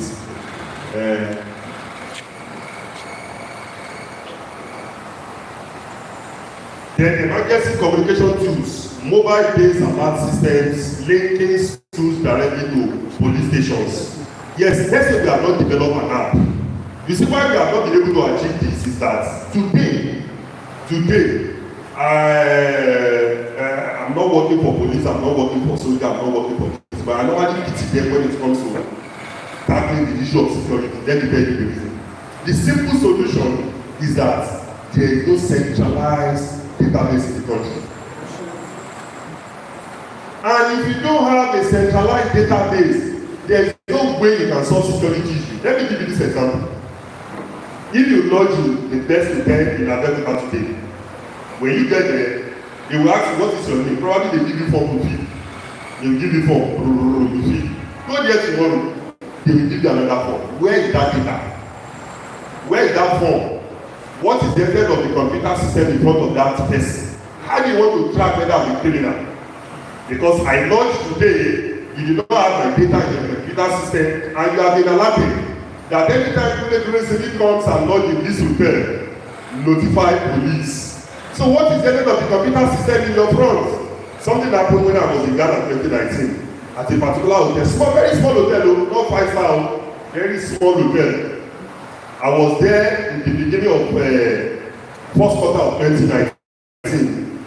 On going there around September, October, when I got there, the lady said, "Have you lodged here before?" I said, "Yes." She said, "What is your name?" She was able to just input my name and bring out my data. Have you ever seen that in any hotel in Nigeria? You can't find that. And that's a problem. So you are not helping the security people because we are not making the data centralized. Nobody knows the record of people that have traveled from Ibadan to this place. We don't know. Is it not when we experience issue with the train station? That is when people now look for train online. Remember the budget, when they were releasing the budget for the train, it was giving a particular comment, to be precise, secure it, come up with the biometrics that, okay, a solution where people have to book for this train station. It was when the issue occurred. There is no way when we do not have a centralized database. What do I mean by centralized database is that it will be accessible for people to have access to this data. And that's why you can work on that data. Let's say the school does not have your matric number. I'm not a student of UI now. I'm now imputing my matric number to the UI portal. Will you bring out something? Nothing. So these security personnel, they need to have access to our centralized database. And that's why they can actually do a lot of things. In Lagos, they are not going to pursue. Immediately that video platform capture your car plate number. It sends a signal. When you want to renew your car license, what happens? You will see it. You don't need to pursue people. You don't need to stay under the sun. It is a system. It is a system. And that is why when we have not put that system into places, you will be stressing yourself. There was a day I was on Logi TV to speak on New Dawn. And I was there with one of your guys in Trace. When we were now discussing, I was talking about the area of technology, your guy was talking about what they are facing. When we came out, he was not narrating the experience. He said, people used to say they are not doing their work. Do you know that the battery that they even installed at the Mortuary to work for, what do they call it? These traffic lights. People have stolen it. So how do you want the service to work? So these are some of the challenges that we are talking about. Now, we have mentioned the issue of surveillance cameras. We need to put this. Let's begin to use small cameras to, put a lot of things. So that by the time you take evidence, by the time you report what you are supposed to report immediately, they can work on it. They cannot work on verbal. They cannot work on abstract. Like the minister saying, we are going to start dealing with practical. Yes, when you don't put power supply for me in the laboratory, what do I teach to them? I'm going to tell them that if your computer is hot, this is what is causing it. That's the same case. Until I show them that this is what you do. So this is what we are talking about. Benefit of technology for police, real-time monitoring. It will be difficult for us to achieve this real-time monitoring when there is no database. Everybody will complain that there is so police station at that point will not do this. Does Kenta police station have the database of all the people living within the Kenta jurisdiction? Do they have that? So if they don't have that, If there is no info around school, it will be difficult for them to get results. There must be data. There must be a centralized data to achieve all this. Faster response times, alert directly to police for immediate action. I think what I can propose with this is that as security personnel, we know you are not fully equipped in the area of technology. You need technology to enhance this area. It will be removed from the amount of money that you have. No big deal. But why we have not done that solution? No big deal. But why we have not done that solution that has all the database of all the schools putting police together to report? I think we can use Minister of Communication and Digital Economy, Dr. Bosuti Dani, son of the soil, made known that we have 61 million active users on WhatsApp in Nigeria. That's a good data for us. Can we build on that? If we have not come up with a solution, an app that notifies this, we are not talking about something big. I'm not coming here to say if you did not come up with this 10 million naira software, you cannot solve this. And that's why I'm trying to break it down to our level. When we are in Nigeria, we are in Abeokuta, we have to pitch when we are in Abeokuta. I used to tell people, when you enter DRT in Abuja, it's different from the one in Victoria Land. It's different. Yes. You can't just put the one in Agege at Victoria Land. Yes, let me also tell you about technology. Those people, we used to beat against them on radio, on TV, any forum. I was at a hotel recently. I shouted on the so-called founders of Blue and the Lights. They were there. Stop telling people of 4G. We do not have 4G in Abeokuta. We do not have 3.5G in Abeokuta. Let people not deceive you. We do not have that. If you have 3.5G, you want to report the matter to police. How many of you can make a video call seamlessly? 3G should make video call seamlessly. Not talk of 3.5. Not talk of video call. You see the difference. As you are giving VI to this place, that's how the technology is coming down. Because what they deploy to this place is lesser compared to that side. Go and do the practical. What the technology you find in Surulere, you don't find it in Abeokuta. How much are they generating? These people are doing business. Let them not tell you about 3.5G. We have proved it. Very simple. Go to Google. What should 3.5G do? What should 3G do? It's going to tell you. You are supposed to make a seamless video call. Somebody wants to report the matter. Something is happening at the secondary school Lafewa, and he wants to report to Lafewa police station. Okay, before our arrival, do a video. Let's see what is going on. You will see that you will be struggling. And these are some of the challenges that we are facing. Now, let's talk about AI and automation for enhanced security.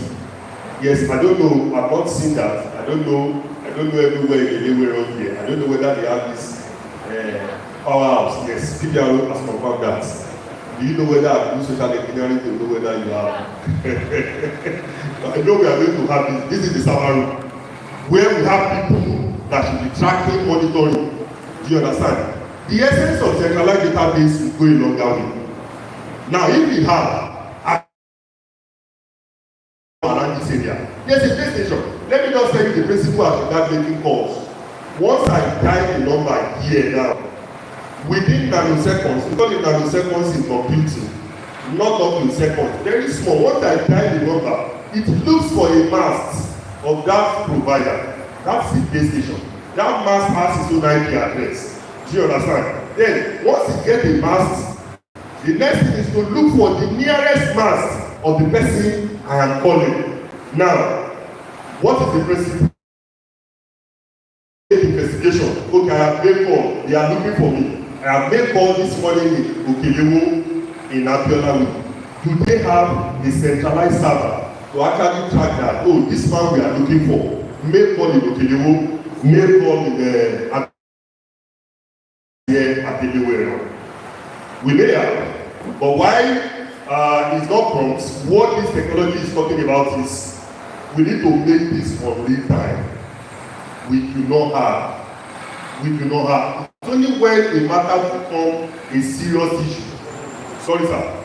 It's only when a matter becomes a serious issue, and that's when we start beginning, oh, help us track this phone number.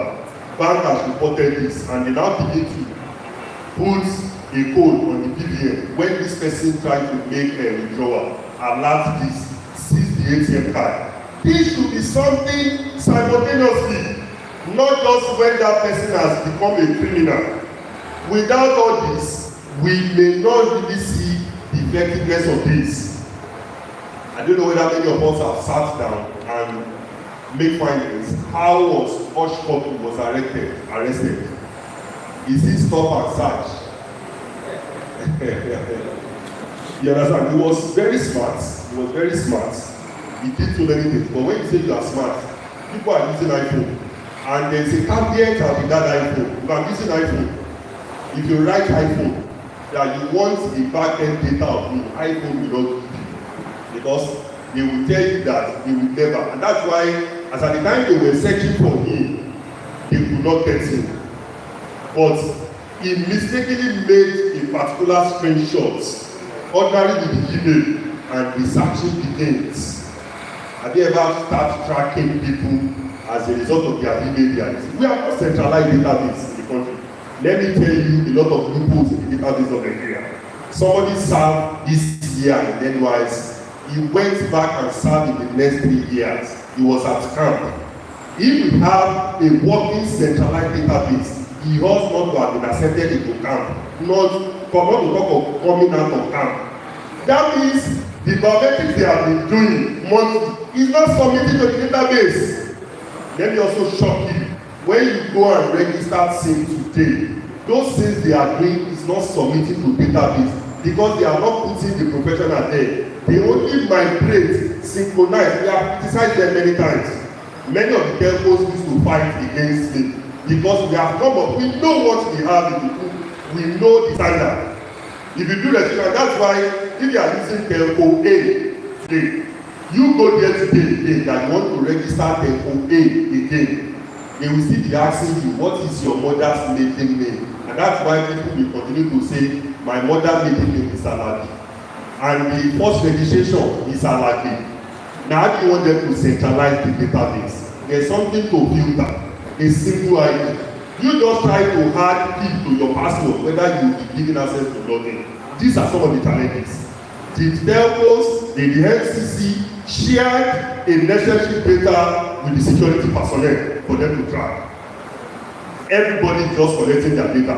You go to Rosity, they have this one apps where we have seen how they begin to integrate NIN. But nevertheless, I'm not supposed to go to Rosity immigration and ask for any of my data again.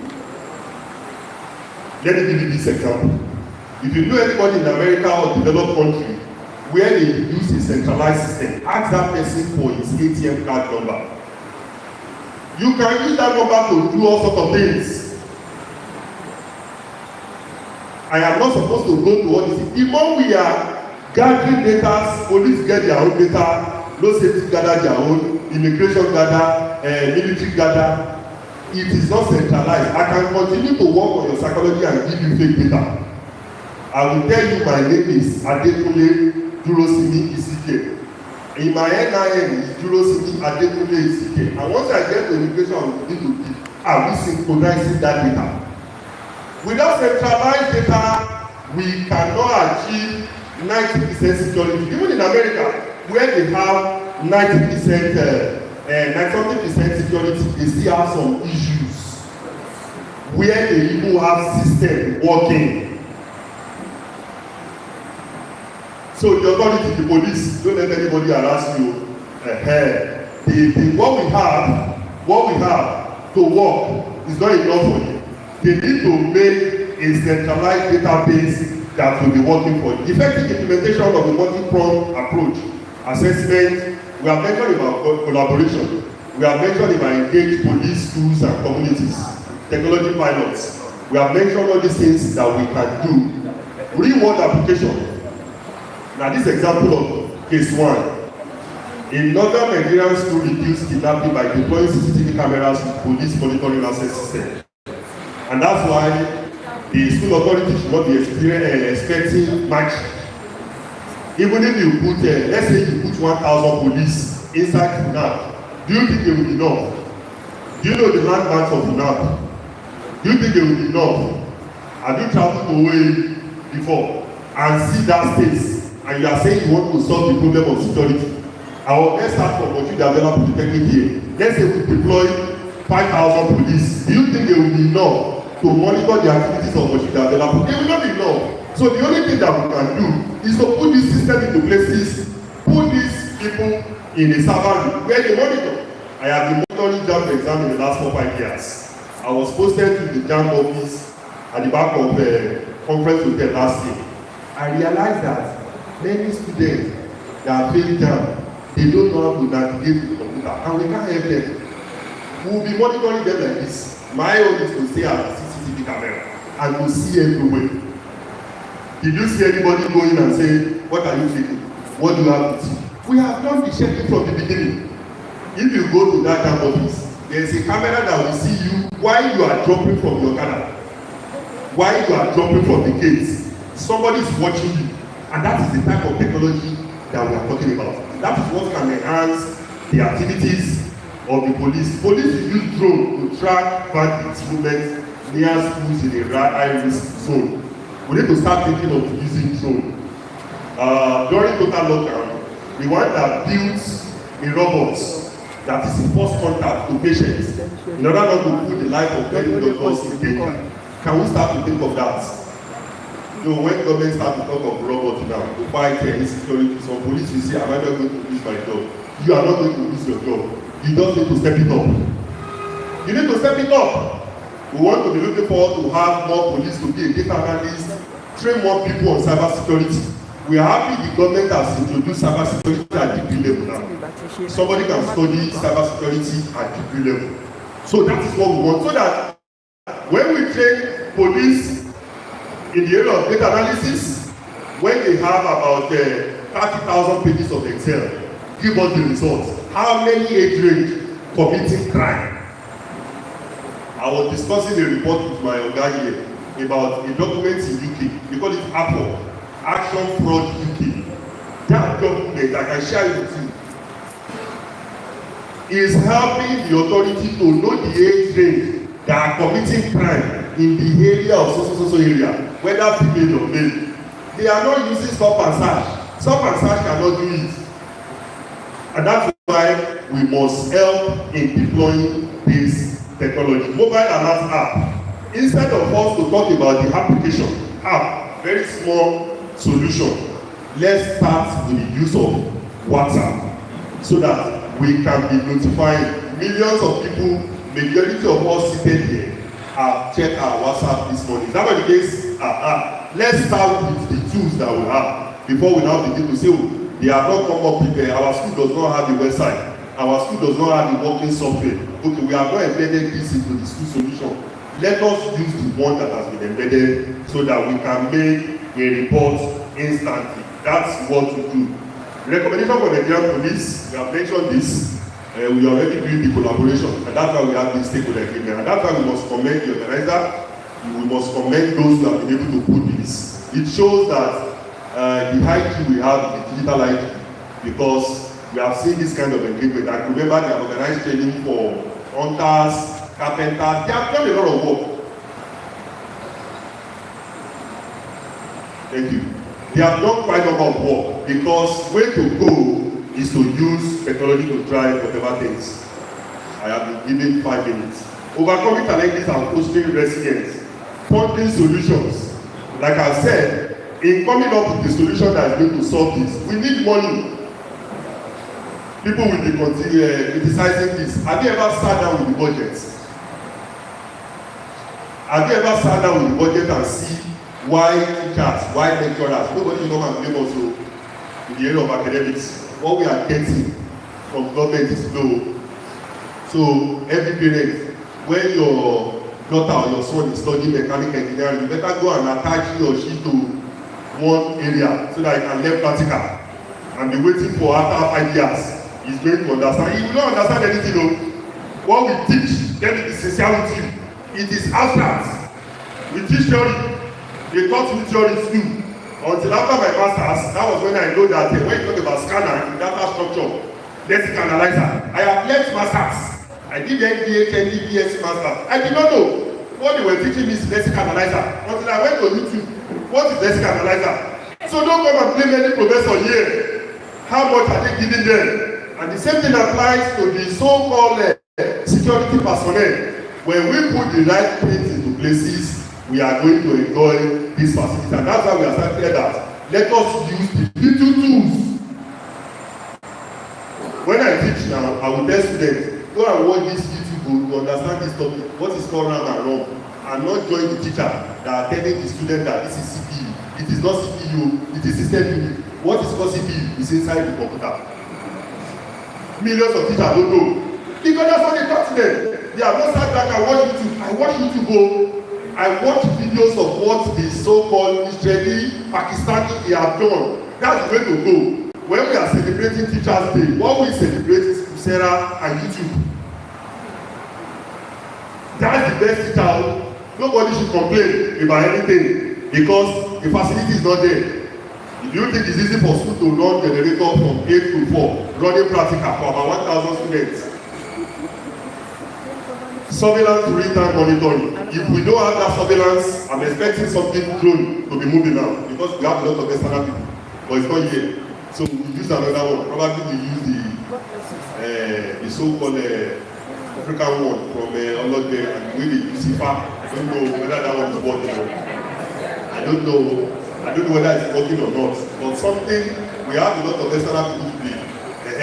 Something should be flying to check where this person parked, where this person moved before we get there. Access control securing entry points. We have mentioned this. There's an office in Lagos. What you log in, when you want to enter that office, it is your email address. The Microsoft building office that was commissioned by former presidents. No name, nothing. That your email address that you use in signing up, that is your login ID. When I got it, I saw it though. If you are invited to that office, the only thing you subscribe, you put when you want to log in, you see a system, is to input your email address. Only because of your input, it has taken your biometrics, it has captured you. There's a camera there. So that is why the way to go, we have mentioned about this emergency communications, phone number. We are many in the country. We are over 200 million. If everybody wants to call PPR, the number will be saying this. So let's put the system into places. Let's have some mobile lines. Let's break it. Let's look for a quick way to report a matter. Phone call may not really work. Let's say there's an issue in the Obatoku and about 500 people want to call the PPRO. How will it work? So these are some of the things that we have to look at. We have mentioned about threat detection. Is there anything Ebola? Is there anything news? There should be a system that should alert those people that are not in that scene. Do you understand? We have those systems. And this is something of this nature. Do we have it in our schools? It will alert the provider or principal or the school authority. When this alerts, definitely you are going to reach out to police. Collaboration for a safer future. We talk about partnerships, we talk about investment. You can see everything I'm discussing, it has to do with the issue of fund. You cannot achieve security without fund. I think let me just roll it. If you allow me to talk, I can talk from morning till night because it's what I read and it's what I study every day. Thank you very much.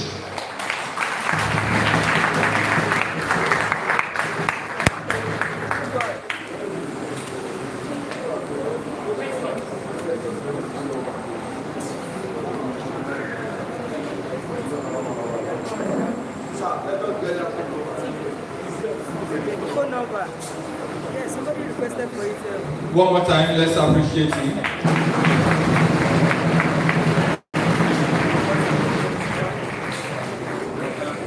You see,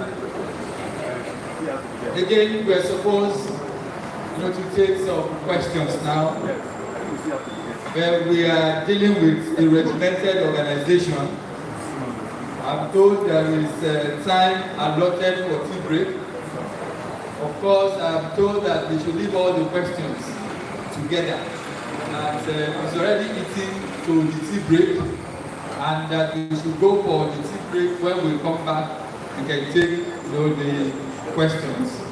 Because the first one there are questions that the AIG is expected to respond to. So I understand now. Directive don't plenty. So Oga, I don't know, don't plenty. So PRO, what do we do? Take questions now or go for tea break? Take the questions. Okay. Please do just sit. You signify. We'll bring you the microphone. You ask the question, and then the first speaker is here. He's going to answer to some questions. Okay, you're responding to your questions first. Yours. We took two. There might be one or two. You have the first question. Let's see. Your question then was, why should we be collaborating with the hunters? Well, we don't believe. What thing I know is that the hunters, they possess certain assets. It is the asset that they possess that we're interested in. And as long as they deploy the assets in support of the police and law enforcement and other law enforcement agencies to the good of the community, we are not bothered about the way they acquire the assets. Have I made sense? Nice one. Then, I don't know if the professor is still around. Is the professor still around? All right. I don't know if the professor is in Yoruba now. All right. It's possible that the professor is a city man. I'm sorry. Because when you are talking of the others, as not providing security, you are making a mistake. The others have dual roles.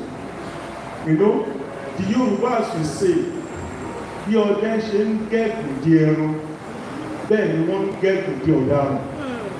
You know what I'm saying? So,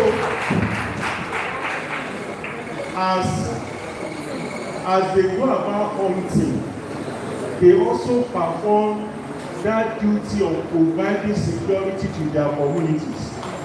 And I want to let you know, I'm from a place called Ijago in Kwara State. And we are still engaging the others today effectively to ensure the safety of the community. So please be assured that the others who go on hunting, in most cases the others who that perform the duty of safeguarding their local community. Those are the two major questions. Oh, the Colonel, I can see that you have not eaten enough amala. So by the time you eat enough amala, you will be able to pronounce alamola very well. Alright, you'll be able to pronounce alamola very well. So like you said, in agreement with my presentation, why we are having problem with the forests that because those forests are government, and there is a tendency, just like we agree to, there is a tendency of criminals taking advantage of those ungoverned forests to commit atrocities. So those are the three main things. Questions. Sorry, sir. I just want to add to what you just said about how the hunters actually boost our effectiveness. I was commissioner of police here, and we fought battles with kidnappers, and I didn't know that the hunters, by virtue of the nature of their job, they have become very conversant with the terrain. In short, they communicate, quote unquote, with the terrain from time to time. In short, it will get to a point, you have to be honest with ourselves, and that is why I continue to celebrate them, because of the achievement that they made one of. They will ask your men to beat the retreat. they will tell our men police, don't worry, we know this case more than you do. So in the course of operation, you always see them sometimes taking the lead. I know our encounter at J3, J4, they lead. They will lead and you come behind, but they understand the theory, and that is how effective they are. And they don't hide this information, they don't keep the information away from you. And at the end of the day, it is the police or the security agents that will still take the glory. So the hunters are good because the forest as it is today, which are the same posts of these criminals, our training, even though we had it, belly, jungle practice, jungle maneuver during mobile training, is not sufficient enough for us to be able to understand every forest. And that is what I want to say about the mountain. Then secondly, I think, let me just so that I don't come up again. Now, I don't know how the two lecturers compare this. Sorry, the technologists. We are still at this rudimentary level. And at the rudimentary level, what are we doing? We are applying traditional methods. How will we continue to police our communities? Because we have not attained this level of very fanciful technological input into security of this. So, and so we have to continue to physically police our citizens. Is there any way you can build a contact for us, the two of you? Because so that it will assist us, for instance, in monitoring the school. How do I mean? In those days, when a when a policeman is going out, he has what is called a pocket notebook. That pocket notebook contains all the information that we are getting from the board about stolen vehicles, about this, about that, to assist him to interdict. So I'm just asking, is it possible for the two of you? Because we have to continue to physically police when we get there. Okay, I'm a police officer, I'm going to a school now. What I just think is that was two threats, that as I'm just entering a police station, I will be on the lookout for. So can we give a list of those things? Let's arm our policemen. As we are going to a particular school, your eyes are already open to, okay, I'm going to this school now. What constitutes threat?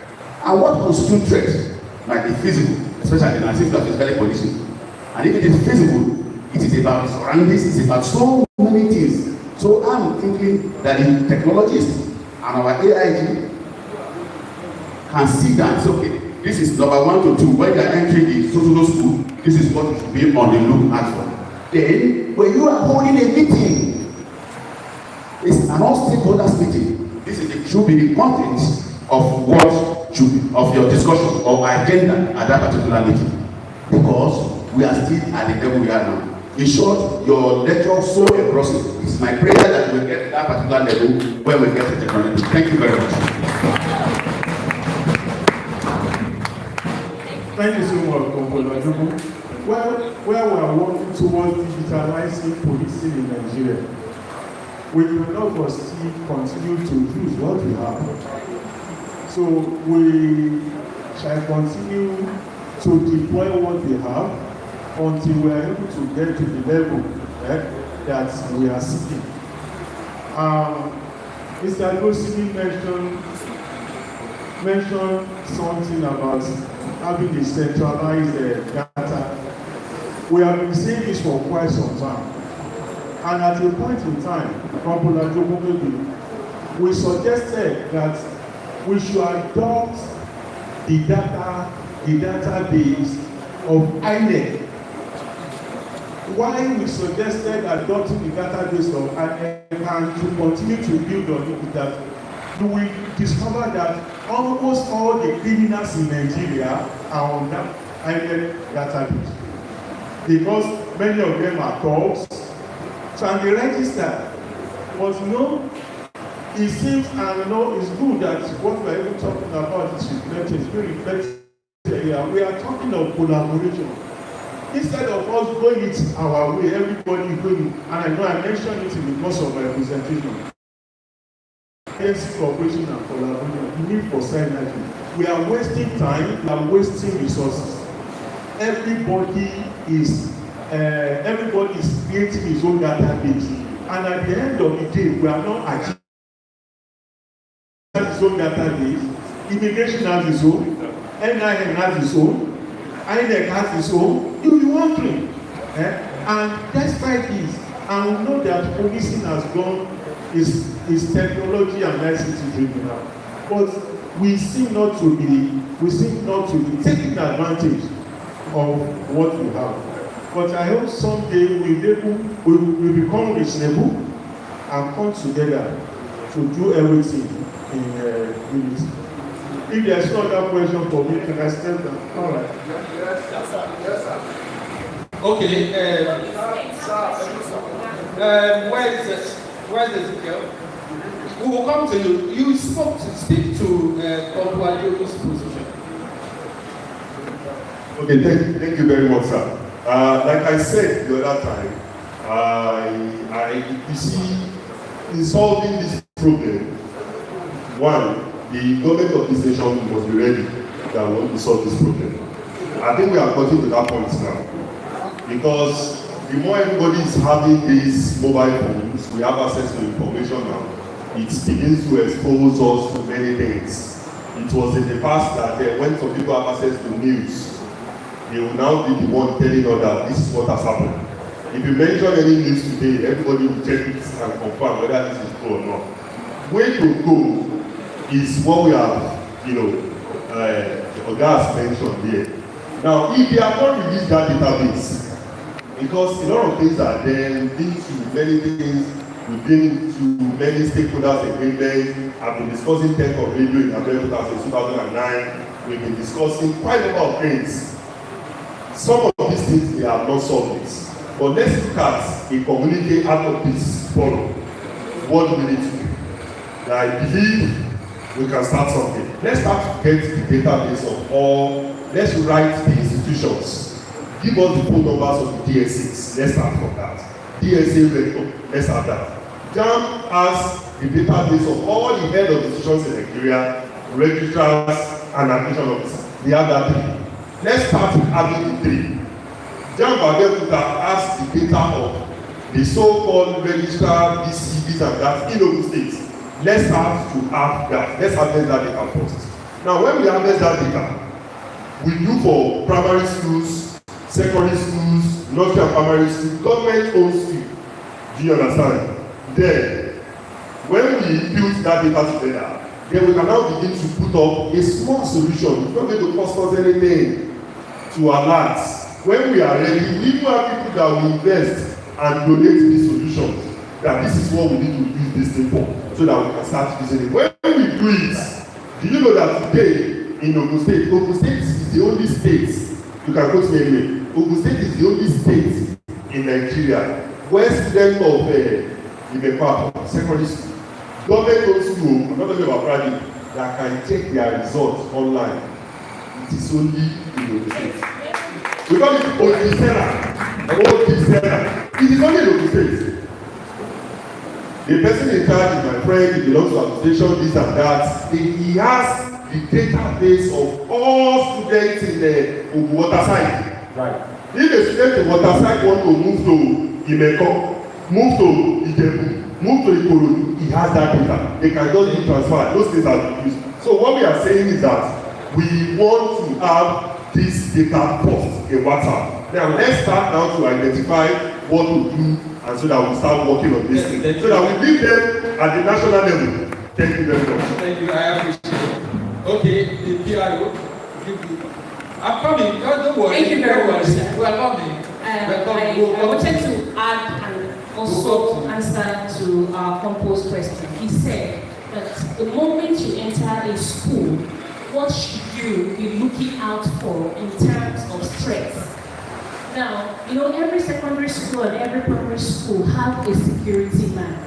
How tech savvy is that security person? So the first thing is for us to tell our principals and our students here, a tech savvy person is a person who is self-conscious with their phones.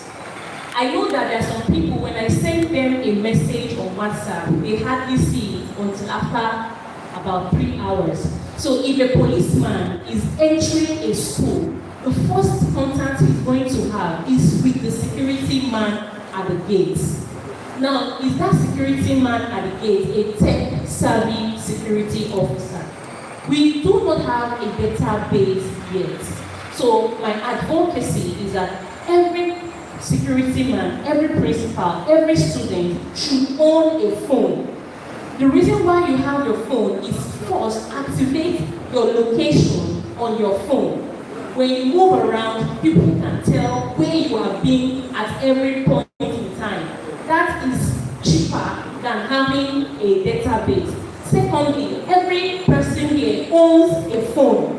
Activate your live movement on your phone. That is when a DPO, when a divisional police officer goes into a school, as he's moving, even though he does not have a body cam on him, he's going live. He's live on Instagram, he's live on Facebook. So it's showing that at a particular time, when this particular divisional police officer visited a school, it will show that he visited this particular school. It goes a long way to curtail threats.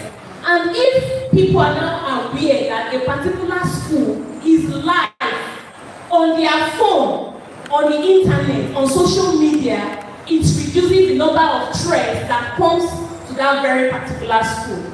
I hope I've been able to add more light to you, sir. All right, thank you very much. I just want us, because we have to address this issue. What I'm saying, for instance, now, okay, let me use an example.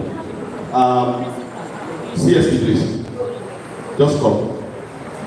Okay, you are visiting a secondary school, for instance, now, with a view to on a security mission. As you are entering that, as you are entering the secondary school now, what will you be on the lookout for as threats to that? So, if you I ask you and I ask that police officer, ask another, we should be able to have a list of what every police officer that is visiting a secondary school now should be on the lookout for. For instance, tell us one thing that if you are on the lookout.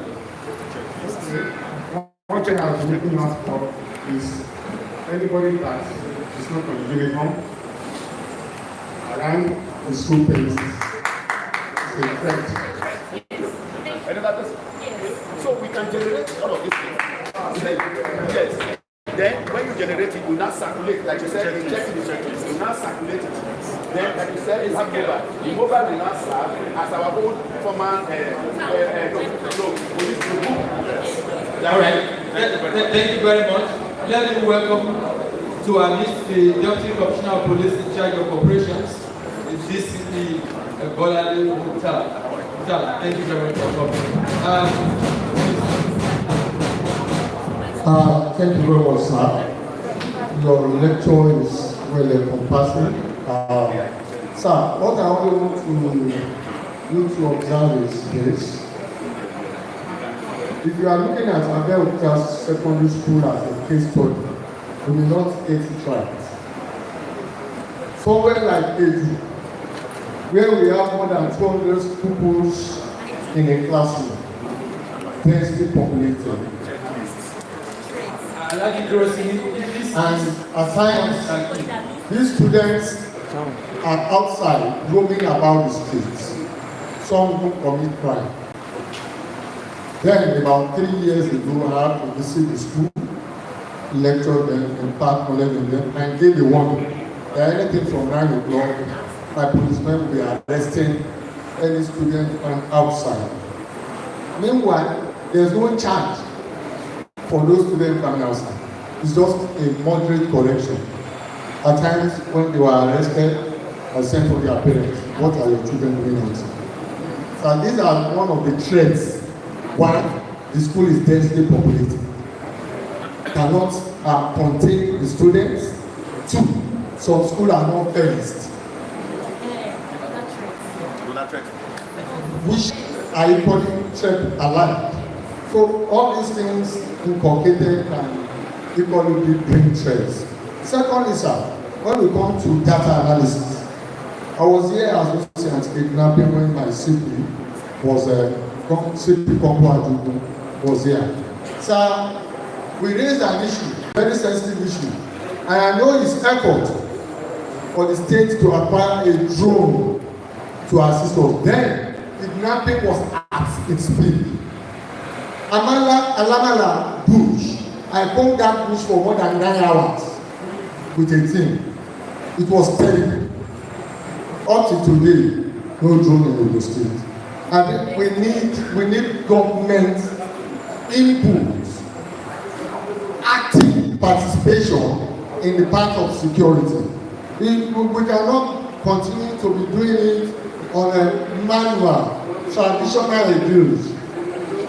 35 years experience, we are still backwards. We need to go on science, data analysis, logistics, up-to-date logistics that can help us fight cancer. Thank you. All right. Again, I am told that the tea will get cold, that I should break, and that you should have the tea break, because talking about government now, they said government spend a lot of money providing that tea and must not waste. And so I think I will give your indulgence so that we don't waste the money of government that will be used in purchasing drone. So please, I'll just get the AIG to respond briefly. We'll suspend this. When we come back, we'll continue from there. Thank you.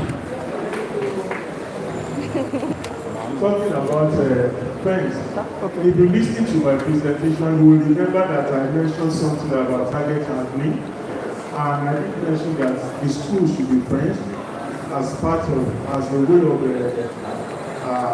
reducing the vulnerability of the school. And there are many other things that I mentioned when it comes to target handling.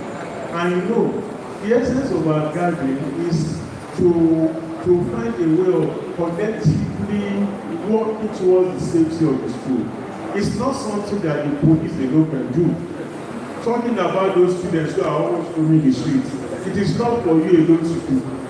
It is for the parents, it is for the school authority, and the other stakeholders to ensure that they are in school when they are supposed to be in school.